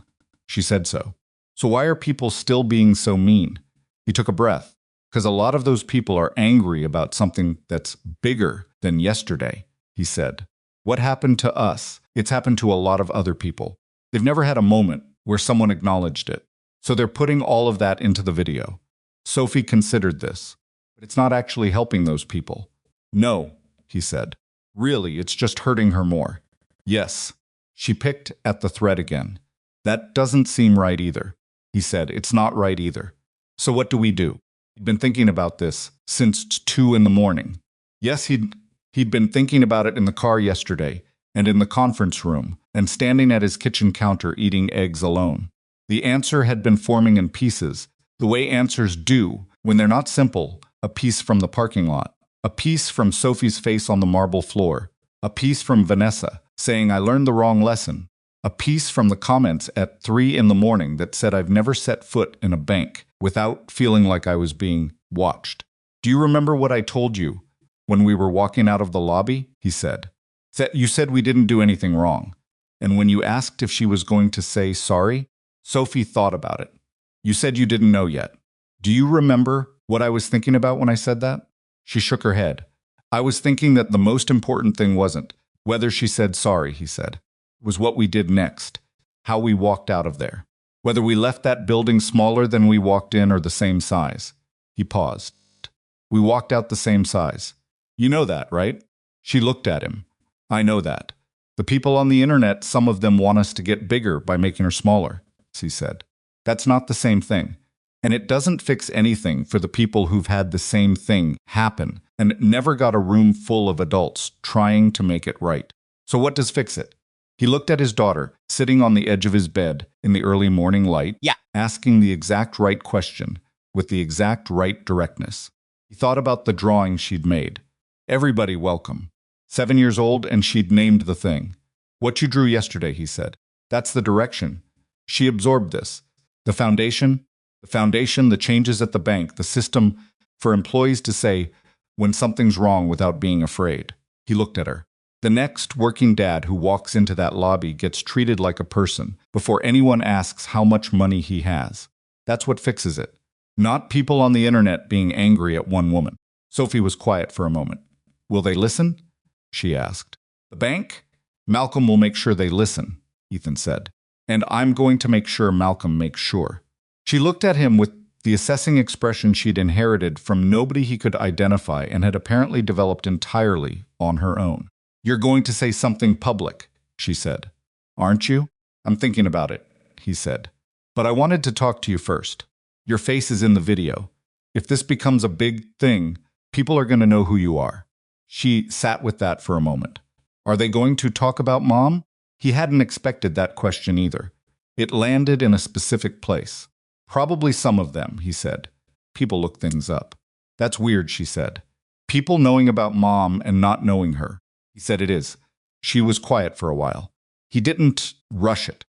Outside, the building was getting louder, with morning sounds someone shower, a door in the hallway, the distant compression of a garbage truck working its way up the block. I think you should say something, Sophie said finally. But not about her. About what you want to happen. What's the difference? Because if you talk about her, the story is about her. But if you talk about what you want, the story is about that instead. She picked up the edge of his comforter and folded it over in her lap with the precise attention of someone who thinks better with their hands occupied. That's what matters. Not her. The thing you want to happen. He looked at his daughter for a long moment. When did you get this smart? He said. I've always been this smart, she said, without a trace of vanity. You just don't always ask me. He almost laughed. Almost. He reached for his phone and texted Malcolm. I'll be ready to talk before 8. And I have something to say publicly. I'll send you the draft first. He wrote it at the kitchen table while Sophie ate cereal across from him, occasionally offering editorial notes that were more useful than he expected. It wasn't long. He'd considered making it long. There was enough material, enough layers to the morning, enough complexity in what had happened and what had been agreed to. But length would diffuse it. Length would let people find the parts they wanted and ignore the rest. He wanted it short enough that there was nowhere to hide from the central point. He read her the draft when he was done. Yesterday, my daughter and I walked into a bank. I was there to deposit a check from the sale of a company I built over 6 years. Before anyone looked at my documents, the owner of the bank decided what I was based on what I was wearing. She tore up the check in front of my daughter and a lobby full of people. I went back in. Not for the money was never the problem. I went back in because my daughter was watching what I did next. What happened after is what I want to talk about.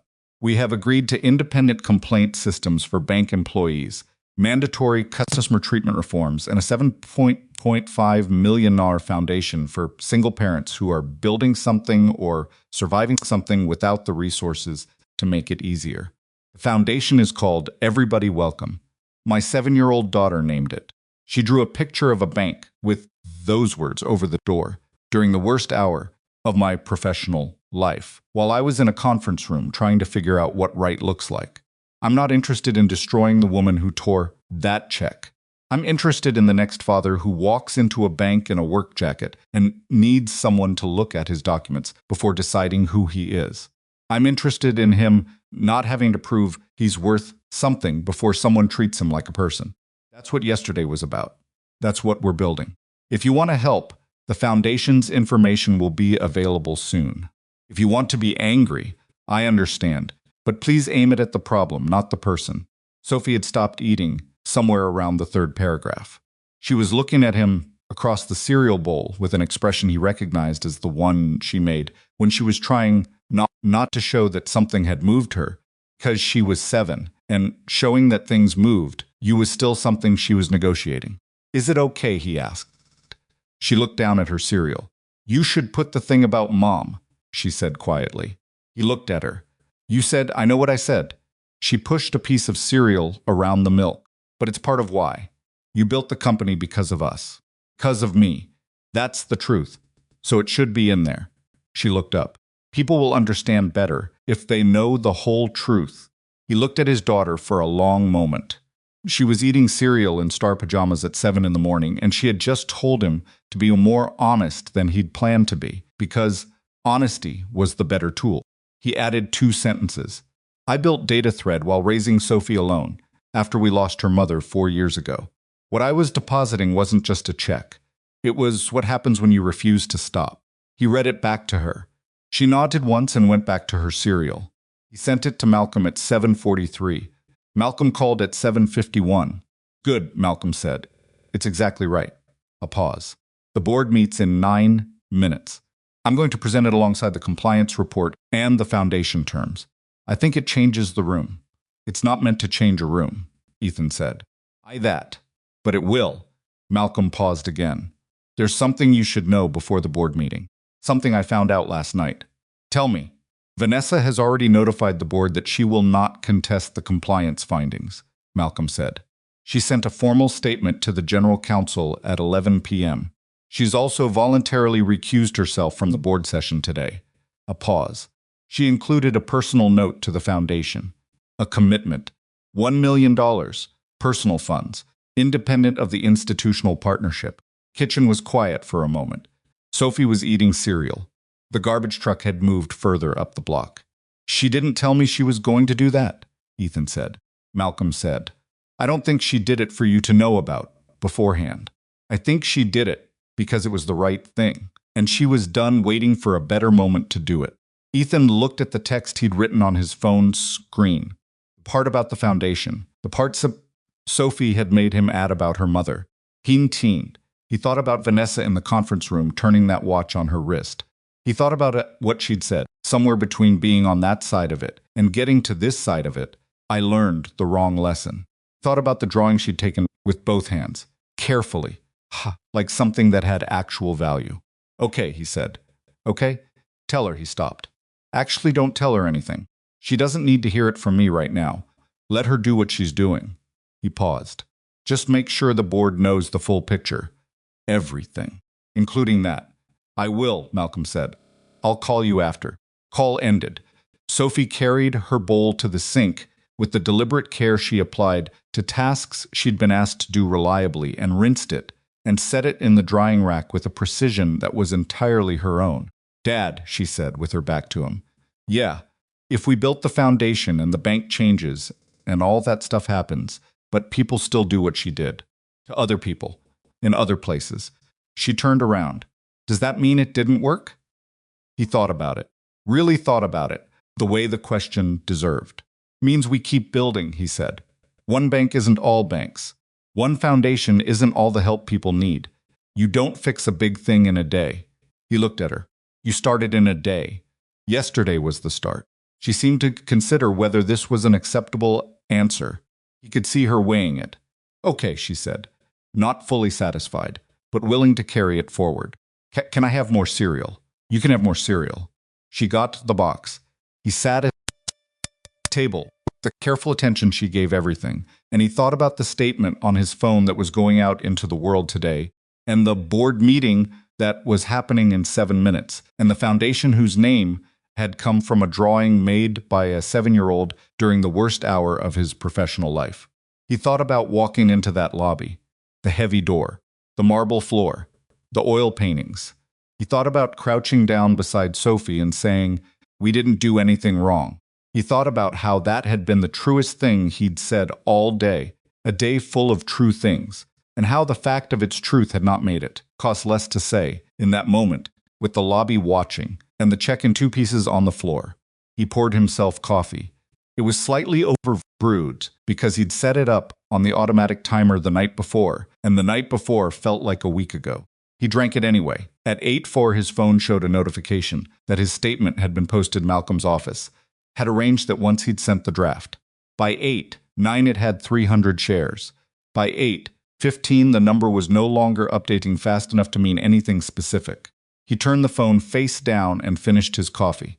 Across the table, Sophie was reading the back of the cereal box with the focus she gave anything with words on it, her spoon moving in slow automatic arcs between bowl and mouth, entirely unbothered by the fact that the statement she'd helped write was currently spreading through the internet at a pace that neither of them had a frame of reference for. "Bug," he said. You know what you said yesterday. Why she did it." Sophie looked up. "You said being really sure and being really wrong at the same time must feel really bad." He looked at his daughter. "I've been thinking about that." "It was just a thing I said," Sophie told him. "But it was right." He turned his coffee mug. "The reason it matters isn't just about her. It's about all of us. Every time any of us is really sure about something, we should probably remember that." Sophie looked at him steadily. "Including you?" "Including me," he said. She seemed satisfied with this. She looked back at the cereal box. The spoon resumed its arc. "Dad," she said, without looking up, "I'm glad we went back in." He looked at his daughter, the star pajamas, the cereal box, the morning light coming through the kitchen window at the angle it came through every morning, regular and indifferent and continuous. "Me too, Bug," he said, "and I'm glad you didn't yell at her. I wasn't going to yell at her. I know, but I'm glad anyway." She turned the cereal box to read a different panel. "Yelling is for people who've run out of better ideas." He looked at her for a long moment. Then he picked up his coffee, which was cold now, and drank the last of it. Outside, the city continued its morning at the pasty. Cities keep indifferent to board meetings and foundation announcements and 43-second videos that had changed the shape of someone's day, or possibly more than that. The garbage truck had moved on. Someone's car started in the parking lot. The building's hallway sounds indicated a neighbor leaving for work, keys jangling, door pulling shut. Ethan Calloway sat at his kitchen table with his daughter and his cold coffee, and the particular quiet of a morning after a day that had rearranged something. And he did not yet know the full shape of what was coming: the media calls, the board's decision, the regulatory inquiry Diane's report would eventually trigger. The foundation's first meeting 3 months from now in a conference room that didn't have marble floors or oil paintings. He didn't know any of that yet. What he knew was that Sophie had eaten 2 bowls of cereal and was now reading the nutritional information on the back of the box with the focused gravity of a small scientist. Yes, he'd intervened, and that his statement was somewhere in the world doing what statements do, and that in 11 minutes he needed to remind her to brush her teeth.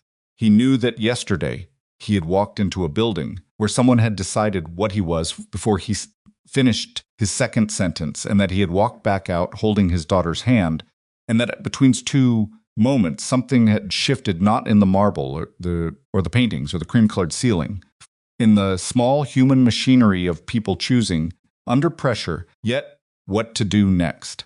He knew that the choice was always there. In every lobby, in every break room, in every parking lot, porches, where a man stood with his daughter watching to see what came next. The choice was always there. You just had to make it. The board meeting lasted 2 hours and 40 minutes, which Malcolm described afterward as longer than necessary and shorter than it could have been, which Ethan took to mean that there had been significant disagreement that had eventually resolved itself without becoming a catastrophe. Malcolm called at 11:15. Ethan was at his desk in the second bedroom, the one that had been the company's headquarters for 6 years, and was now, with data thread gone, in the process of becoming something he hadn't decided yet. Sophie was at school. The apartment was quiet in the way it got on weekday mornings, a quiet that still occasionally surprised him, even after years of it. "Tell me," Ethan said. "The compliance report was accepted in full," Malcolm said. Diane presented for 40 minutes. There was some resistance from two board members who wanted to frame the deletion attempt as a miscommunication rather than a deliberate act. That framing didn't hold. A pause. "The regulatory referral will go forward. That's out of the board's hands. The compliance findings trigger it automatically. The regulatory body will conduct their own review over the next several months." "And Vanessa?" Malcolm exhaled slowly. "She's out. Effective immediately. The board accepted her recusal and converted it to a formal separation. She retains her equity stake that's contractual and wasn't up for negotiation but operational control transfers to an interim leadership committee pending a permanent appointment." He paused. She didn't fight it. Her counsel was present and she'd already advised them she wouldn't contest. Ethan looked at his desk. There was a coffee ring on it from years ago that he'd never managed to fully remove. He'd stopped trying after a while. It was just part of the desk now. The foundation partnership was ratified. Malcolm continued. 7.5 million. Governance terms as discussed. Independent board structure. We'll need your attorney to finalize the documentation, but the commitment is solid. Another pause. "Ethan, your statement." The board saw it before the meeting started. "I want you to know that it changed the tenor of the room. Significantly. That wasn't why I wrote it. I know. That's part of why it worked." After the call ended, Ethan sat at his desk for a while, without doing anything in particular. Thought about Vanessa's equity stake, which meant she still had more money than most people would ever see, and that her life would continue, altered but not destroyed. He thought about what Sophie had said that morning, about the people on the internet being mean to someone who already knew she was wrong. Thought about how the two things were related in a way he was still finding words for. The truth was that he'd been angrier than he'd shown in that conference. The marble floor anger, the kind that lives below the voice and doesn't need volume to be real. He'd felt it in the parking lot, when Malcolm out, and he'd felt it watching the footage on Malcolm's phone, watching his own stillness in the 3 seconds before he'd crouched down, watching Sophie's profile. The anger had been legitimate and had come from a legitimate place, and he wasn't sorry he'd felt it, but he'd also known, somewhere in the first 5 minutes of that conference room, that acting from the anger wouldn't get him where he wanted to go. Anger is clarifying. It tells you what matters. It's a poor architect. Can't build the thing you actually want out of it. He'd wanted to build something. That had always been the answer for as long as he could remember.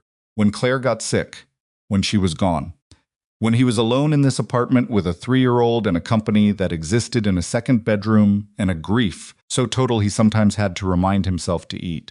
He'd built. Not because building fixed anything it didn't. Grief doesn't get fixed, it gets carried, but because having something to build gave the days a direction. And direction, when everything else was uncertain, was what kept you functional. Sophie was the reason. The company was the method. And now the company was gone, and something else was starting. And the method was changing.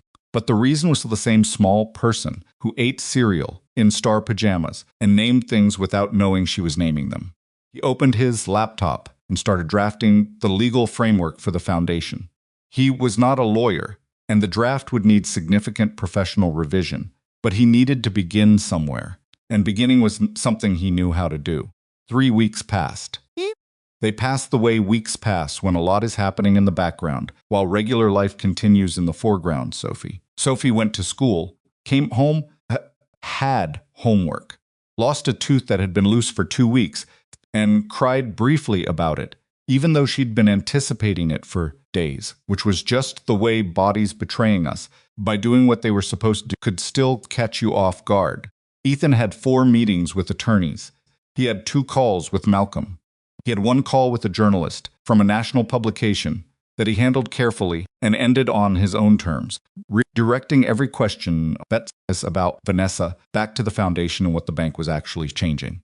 He got new boots. He hadn't planned the timing. He'd walked past a shoe repair shop one afternoon and realized the crack in the sole had gotten wider and that the sensible thing was to address it. And so he did. He didn't make it mean anything. It was just a thing that needed doing. The regulatory review of Meridian opened officially on a Tuesday that was otherwise unremarkable. The bank's interim leadership, a three-person committee that Malcolm was effectively running, released a public statement acknowledging the review and committing to full cooperation. The statement was dry and institutional and about 25% as honest as what had actually happened in that conference room, which Ethan thought was probably the best you could expect from a formal corporate document. The independent complaint system went live in the second week. Malcolm had pushed it through faster than anyone thought was possible, which said something about what happens when the person moving something has genuine rather than performative urgency. Ruth Almanza sent Ethan an email he'd gotten her contact through Malcolm that was 3 sentences long and said simply that she appreciated what had happened, that she'd worked in the industry for 9 years and had never felt like what she'd seen was something she could report without consequence, and that she hoped what he'd built would last longer than most things built in a hurry. He wrote back. He thanked her. He told her that her decision that morning to go to the front desk supervisor, instead of following the instructions she'd been given, was as much a part of what got built as anything that had happened in the conference room. He meant it. She didn't write back after that, but he hadn't expected her to. Some things don't need a response. They just need to be said. The Everybody Welcome Foundation held its first organizational meeting on a Wednesday afternoon in early December, in a conference room that had been lent by a nonprofit organization across town. Marble floors and no oil paintings. It had a folding table, 8 mismatched chairs, fluorescent lighting that hummed slightly at a frequency nobody mentioned, and a coffee maker that produced coffee of a quality Ethan would describe as enthusiastic but uncertain. There were 7 people at the table. Ethan, his attorney, a nonprofit governance specialist named Francis Okafor, who had agreed to serve as the founding board chair and who had the energy of someone 20 years younger than her actual age and the patience of someone 20 years older. A social worker named David Kim, who ran a support network for widowed and single parents in the city. A former program director from a workforce development organization. Malcolm Reed, attending in his personal capacity rather than his institutional one. And Denise, who Ethan had asked to serve on the board, because she was the person who had made it possible for the company to exist 40-minute drives and long weekends and a lamb so Sophie could have her uncle's spare room when Ethan needed 12. Uninterrupted hours, and because he thought it was past time, he named that out loud in a formal way. Denise had said yes before he finished asking. The meeting lasted 3 hours and produced a governance structure, a preliminary grant framework, and one significant disagreement between Francis and David about application criteria that got tabled for the next meeting. Ethan listened to the disagreement and did not try to resolve it, because it was a real disagreement between 2 people with different legitimate perspectives, and the resolution to come from deliberation rather than someone with money deciding. He'd learned something about that in conference rooms. At the end of the meeting, Francis asked if anyone wanted to say anything before they adjourned. Ethan looked around the table. 7 people in a room with humming fluorescent lights and uncertain coffee, about to build something for people who were doing what he'd done, raising children alone, trying to build something, trying to survive something, doing it without the resources that made any of it easier. I just want to say that the name matters, he said. Everybody welcome. My daughter drew that on a piece of paper during the worst hour of my professional life, and she gave it to someone who had just tried to humiliate her father, because she decided the drawing was worth giving even to someone who hadn't earned it yet. He paused. That's the thing this foundation is built on. Not the money, not the policy framework, not the institutional partnership. That impulse. To extend something to someone who might not have earned it yet. Because that's what changes the long game. The room was quiet for a moment. How old is she? David Kim asked. 7, Ethan said. 7, David said, and wrote something down. Sophie came with him to the bank on a Saturday morning in late December. It had been 7 weeks since the first visit.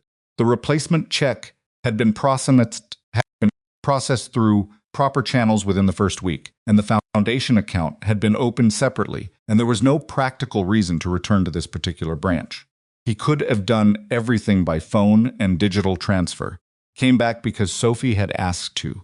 She'd asked on a Thursday evening over dinner pasta, which she ate exclusively with a fork held in her left hand, even though she was right-handed, a habit he'd given up, trying to understand whether they were ever going to go back to the fancy bank. Why? He'd asked. I want to see if it's different, she'd said. Actually different. Not just if they said they were going to be different. He'd looked at her across the pasta. It's only been a few weeks. But still, he'd said he'd think about it. He'd thought about it for 2 days and then told her yes.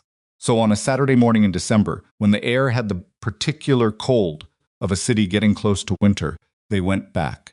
Ethan wore the same jacket, not as a statement, just because it was his jacket, and the new boots, which fit better and didn't let in the cold and made a slightly different sound on pavement. Sophie wore her coat with the hood she always kept up until they were actually inside somewhere, regardless of temperature.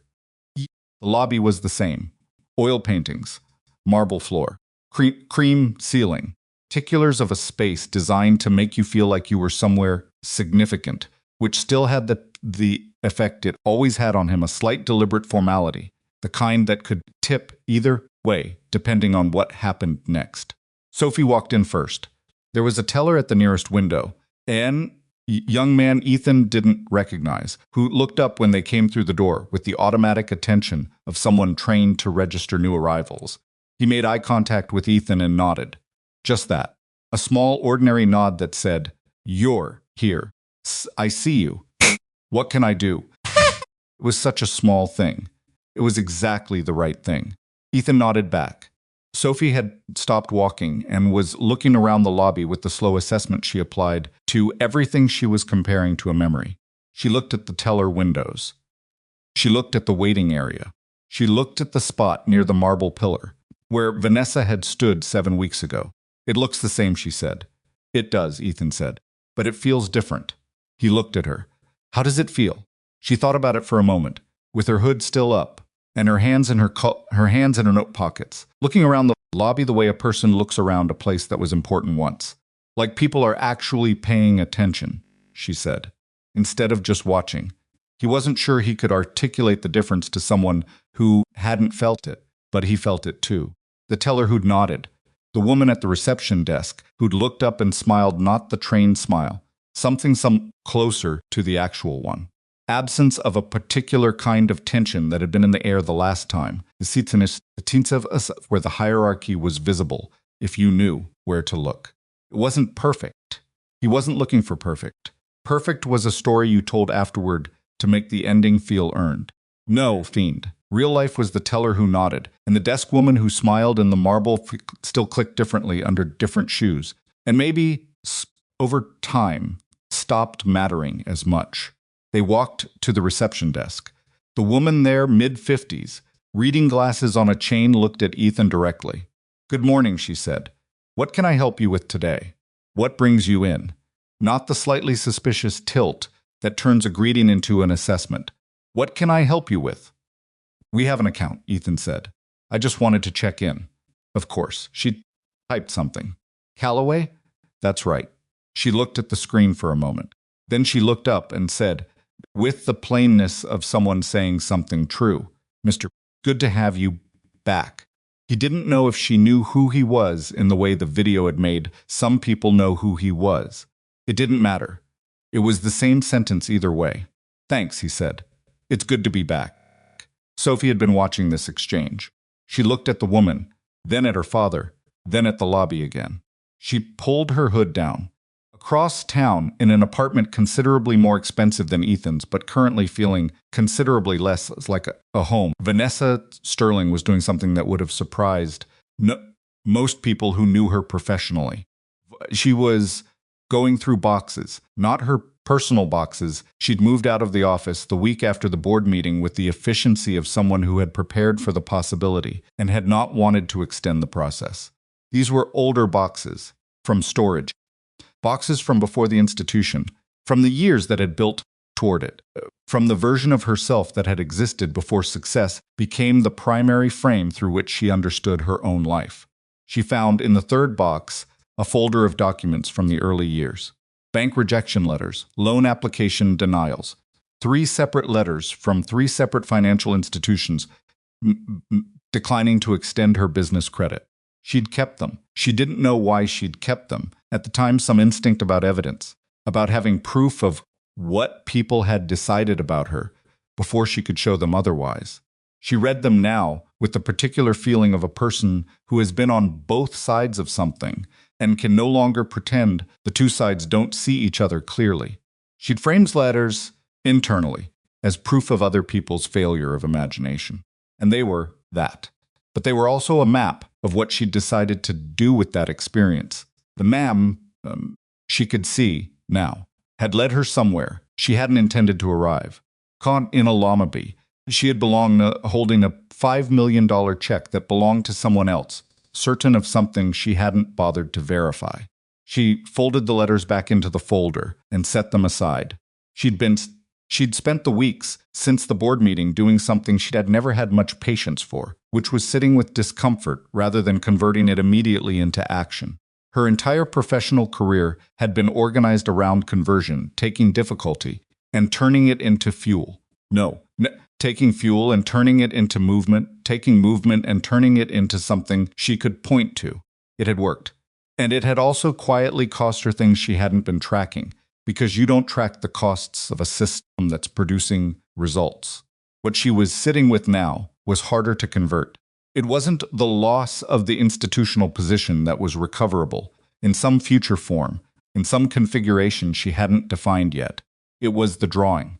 Everybody welcome, in a 7-year-old's careful handwriting, over a rectangle with windows. She'd framed it. That was the thing she hadn't told anyone. She'd taken the piece of notepaper that a child had handed her with both small hands, and she'd had it professionally framed. And it was currently on the wall of her home office between 2 things that cost considerably more and meant considerably less. She looked at it sometimes when she was working. It didn't make her feel better, particularly. It wasn't meant to. No. It made her feel accurate, which was different from better, but was, she had come to think, more useful. The foundation's information had gone public 2 weeks ago. She'd gone to the website and read through the framework, the grant criteria, the language about single parents building or surviving something without the resources to make it easier. She'd recognized the shape of it, recognized it from her own history, from the version of herself that had needed something like this and had navigated its absence by deciding the absence itself was part of the test. It didn't have to be a test. That was the thing. It was just an absence, and absences could be filled. And this one was being filled by someone who had earned the right to fill it in the particular way that having needed it yourself confers. She had transferred the $1 million 3 weeks ago. She'd received a formal acknowledgement from the Foundation's attorney brief, professional without commentary. She hadn't expected a personal note, and none came. Was fine. She wasn't doing it for a note. So on the Saturday that Ethan and Sophie, at roughly the same and Sophie visited the bank, at roughly the same hour they were standing in the lobby, Vanessa was sitting in her home office looking at the drawing on the wall and writing something that had been difficult to start. It wasn't for publication. It wasn't a press statement or a formal accountability document. It was something more uncomfortable than that, a letter to the employees of the bank, the people who had worked under her oversight and witnessed what had happened and had, in some cases, yes, the right thing at personal cost. She'd written the first sentence 6 times over 3 days. The one she kept was, "I want to tell you what I now understand about what happened, without asking you to feel anything in particular about it." She wrote for an hour. She didn't edit. Editing as you go was a way of managing rather than saying, and she wanted to say something rather than manage something. The letter ran to 4 pages. It covered the lobby in specificity that was uncomfortable to produce, because specificity didn't allow for the comfortable distance of abstraction. It covered the deletion instruction, named clearly as what it was. It covered Ruth Almanza, named specifically, with her permission, yes, which Vanessa had sought through Malcolm, and what Ruth's choice had cost her in those 40 minutes in the break room, and what it had protected. It ended with something she hadn't planned to write, but that arrived on the page and turned out to be the truest part. I built something real, and I used what I built to do to someone what was done to me when I had nothing. I don't have a clean way to account for that. What I have is the knowledge of it and the intention to do something other than repeat it. That's all any of us ever really have. She sent it to Malcolm with a note asking him to distribute it to branch staff as he saw fit, without any institutional pressure to respond. She wasn't looking for forgiveness. She was looking to close a gap she'd left open. Malcolm wrote back within an hour. I'll send it. Thank you. 2 words. Enough. Ethan and Sophie left the bank at 11:30. Sophie had, in the course of their visit, asked one of the tellers a question about how checks worked, the physical mechanics of them. What made them legal, whether you could write one on a piece of regular notebook paper. And the teller, a woman named Keisha, who had been with the branch for 3 years, had spent 7 patient minutes explaining the whole system while Sophie listened with her chin slightly raised and her full attention deployed. Keisha had not once looked at Ethan to check whether Sophie's questions were acceptable. She'd answered them because they were asked. Sidewalk outside. Sophie next to her father with her hands back in her coat pockets and her hood up again. Because the December cold had opinions about hoods. She was nice, Sophie said. Keisha? Yeah. She explained everything. She didn't talk to me like I was too young to understand. Ethan said she didn't. Sophie walked half a block in silence. Do you think the other banks are going to change too? Like, because of what happened? He thought about it honestly. Some of them, he said. Probably not all of them right away. Change moves at its own speed. That's slow, Sophie said. Yeah, he said. It is.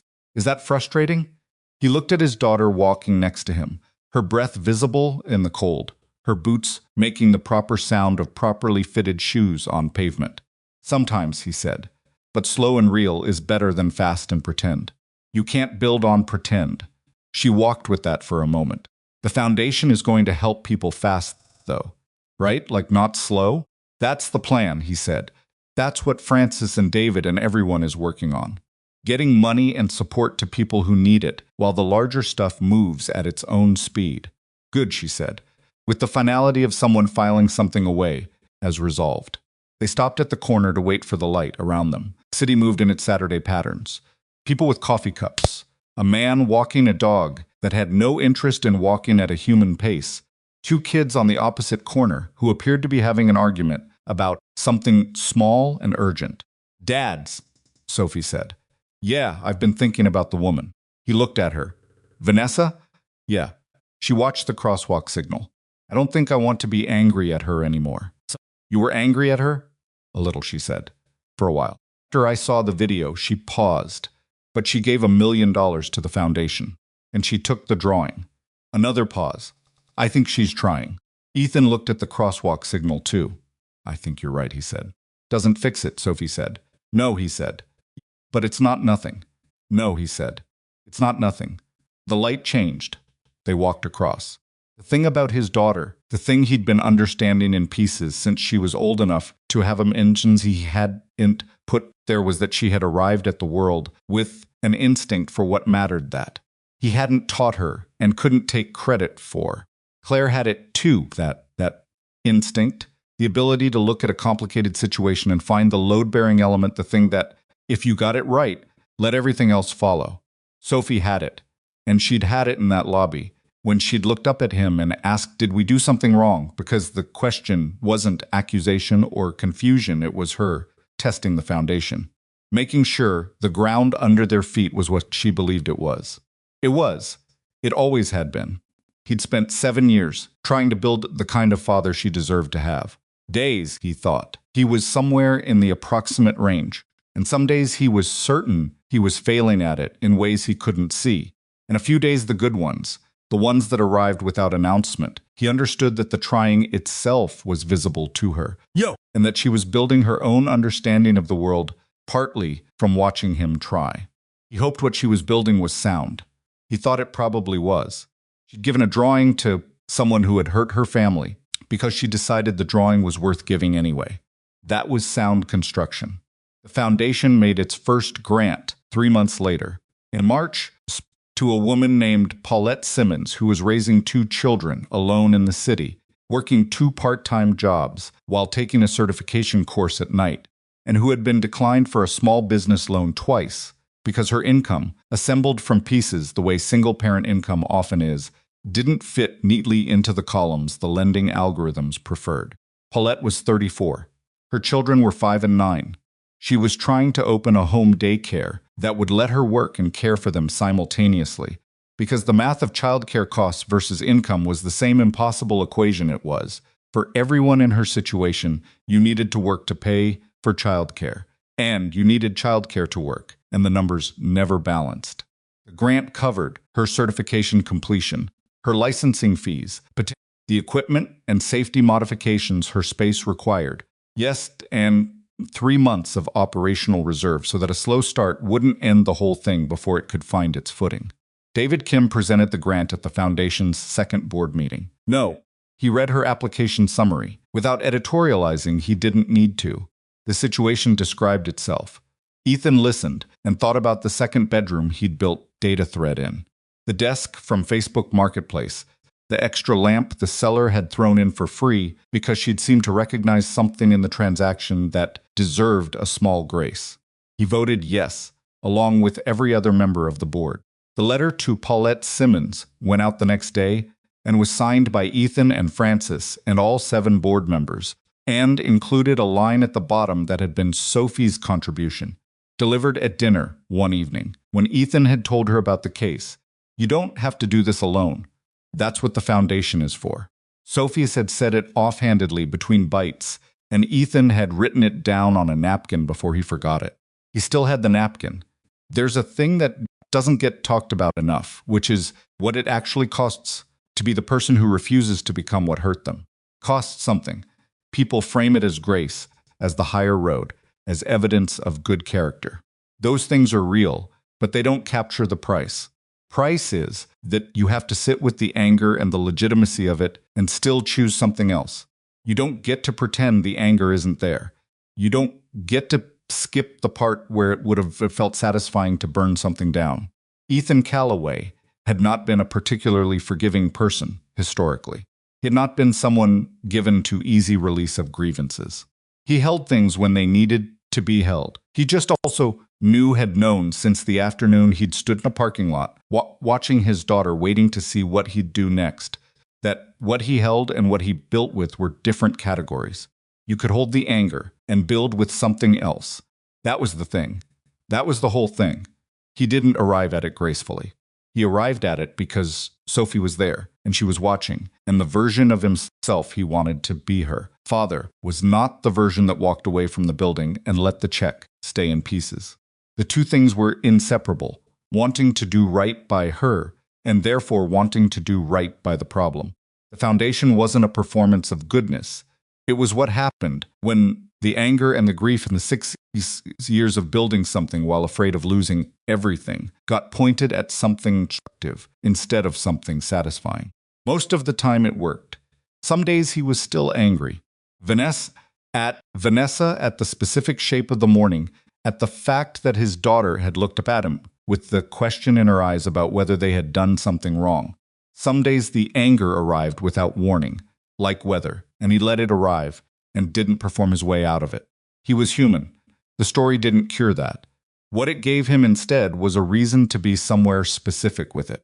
The foundation, the lobby that would treat the next working father like a person before verifying his net worth. Ruth Almanza sending emails without fear. Paulette Simmons opening a daycare.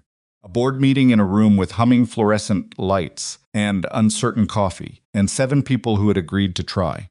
The next person who walked into any of those spaces would be different from Ethan walking into that lobby in November, because the world had fixed itself it hadn't, and wouldn't, not all at once. Because something specific had been built in the wreckage of a specific humiliation, and the something specific was real, and real things compound. That was enough. Not everything, not a complete solution, not the end of the problem, just enough to build the next thing from. On a Friday afternoon in April, Ethan picked Sophie up from school, and they walked home the long way because the weather had finally decided to be reasonable about the whole spring situation, and the trees along the route had the particular new green of leaves in their first week of meaning it. Sophie was telling him about a project, something involving the water cycle, and a diorama, and a classmate who had very strong opinions about where the clouds should go, and he was listening with the partial attention of someone who is also aware of the air and the trees and the particular quality of a Friday afternoon when nothing urgent is required. "Dad," she said, mid-sentence, stopping the water cycle story. "Are you happy?" He looked at her. She was looking up at him, with the straight-on directness she applied to questions she actually wanted answered, not the sideways approach of questions she was using to get somewhere else. "That's a big question for a Friday afternoon," he said. "Are you?"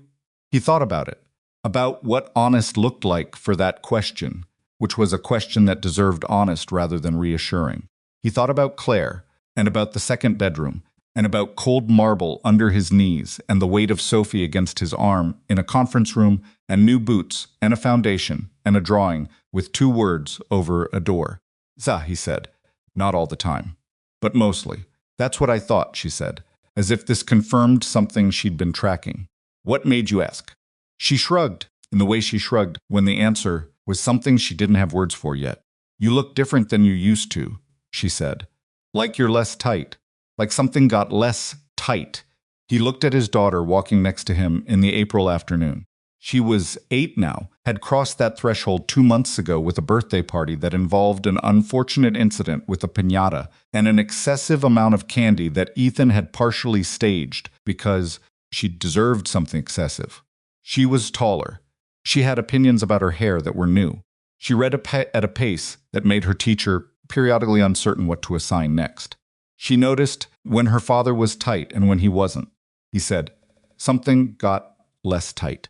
She nodded once and went back to the water cycle project and the classmates' cloud opinions, and Ethan walked beside her down in the street with the trees putting out their first serious leaves and the sound of the city doing what the city does, thought about what it meant to build something that outlasted the wound that started it.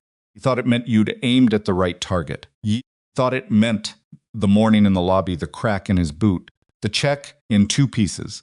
Sophie's voice asking if they'd done something wrong had been the thing it needed to be, which was a door, a destination. They'd walked through it. What was on the other side was still being built. That was fine. That was exactly fine. He'd been building things his whole adult life, and not one of them had been finished when it mattered most. You built while the thing was still becoming. That was the only way it ever actually worked. Sophie took his hand somewhere around the last block. Because she needed to. She was 8. She didn't need to hold her father's hand on a public sidewalk. Because she chose to. He held on. They walked the last block home in the April afternoon. The trees doing their work above them. The city doing its work around them. And somewhere across town, a foundation was processing its second grant application. And somewhere in a bank lobby, a teller was explaining, patiently, to someone who needed to. And somewhere a woman named Vanessa Sterling was doing the slow work of becoming someone who had learned the right lesson from the wrong thing she'd done. And somewhere in a filing cabinet, a drawing on a piece of notepaper sat framed between 2 things that cost more and meant less. Everybody welcomed 2 words, in a child's handwriting over a door. It wasn't a perfect ending. It was a real one.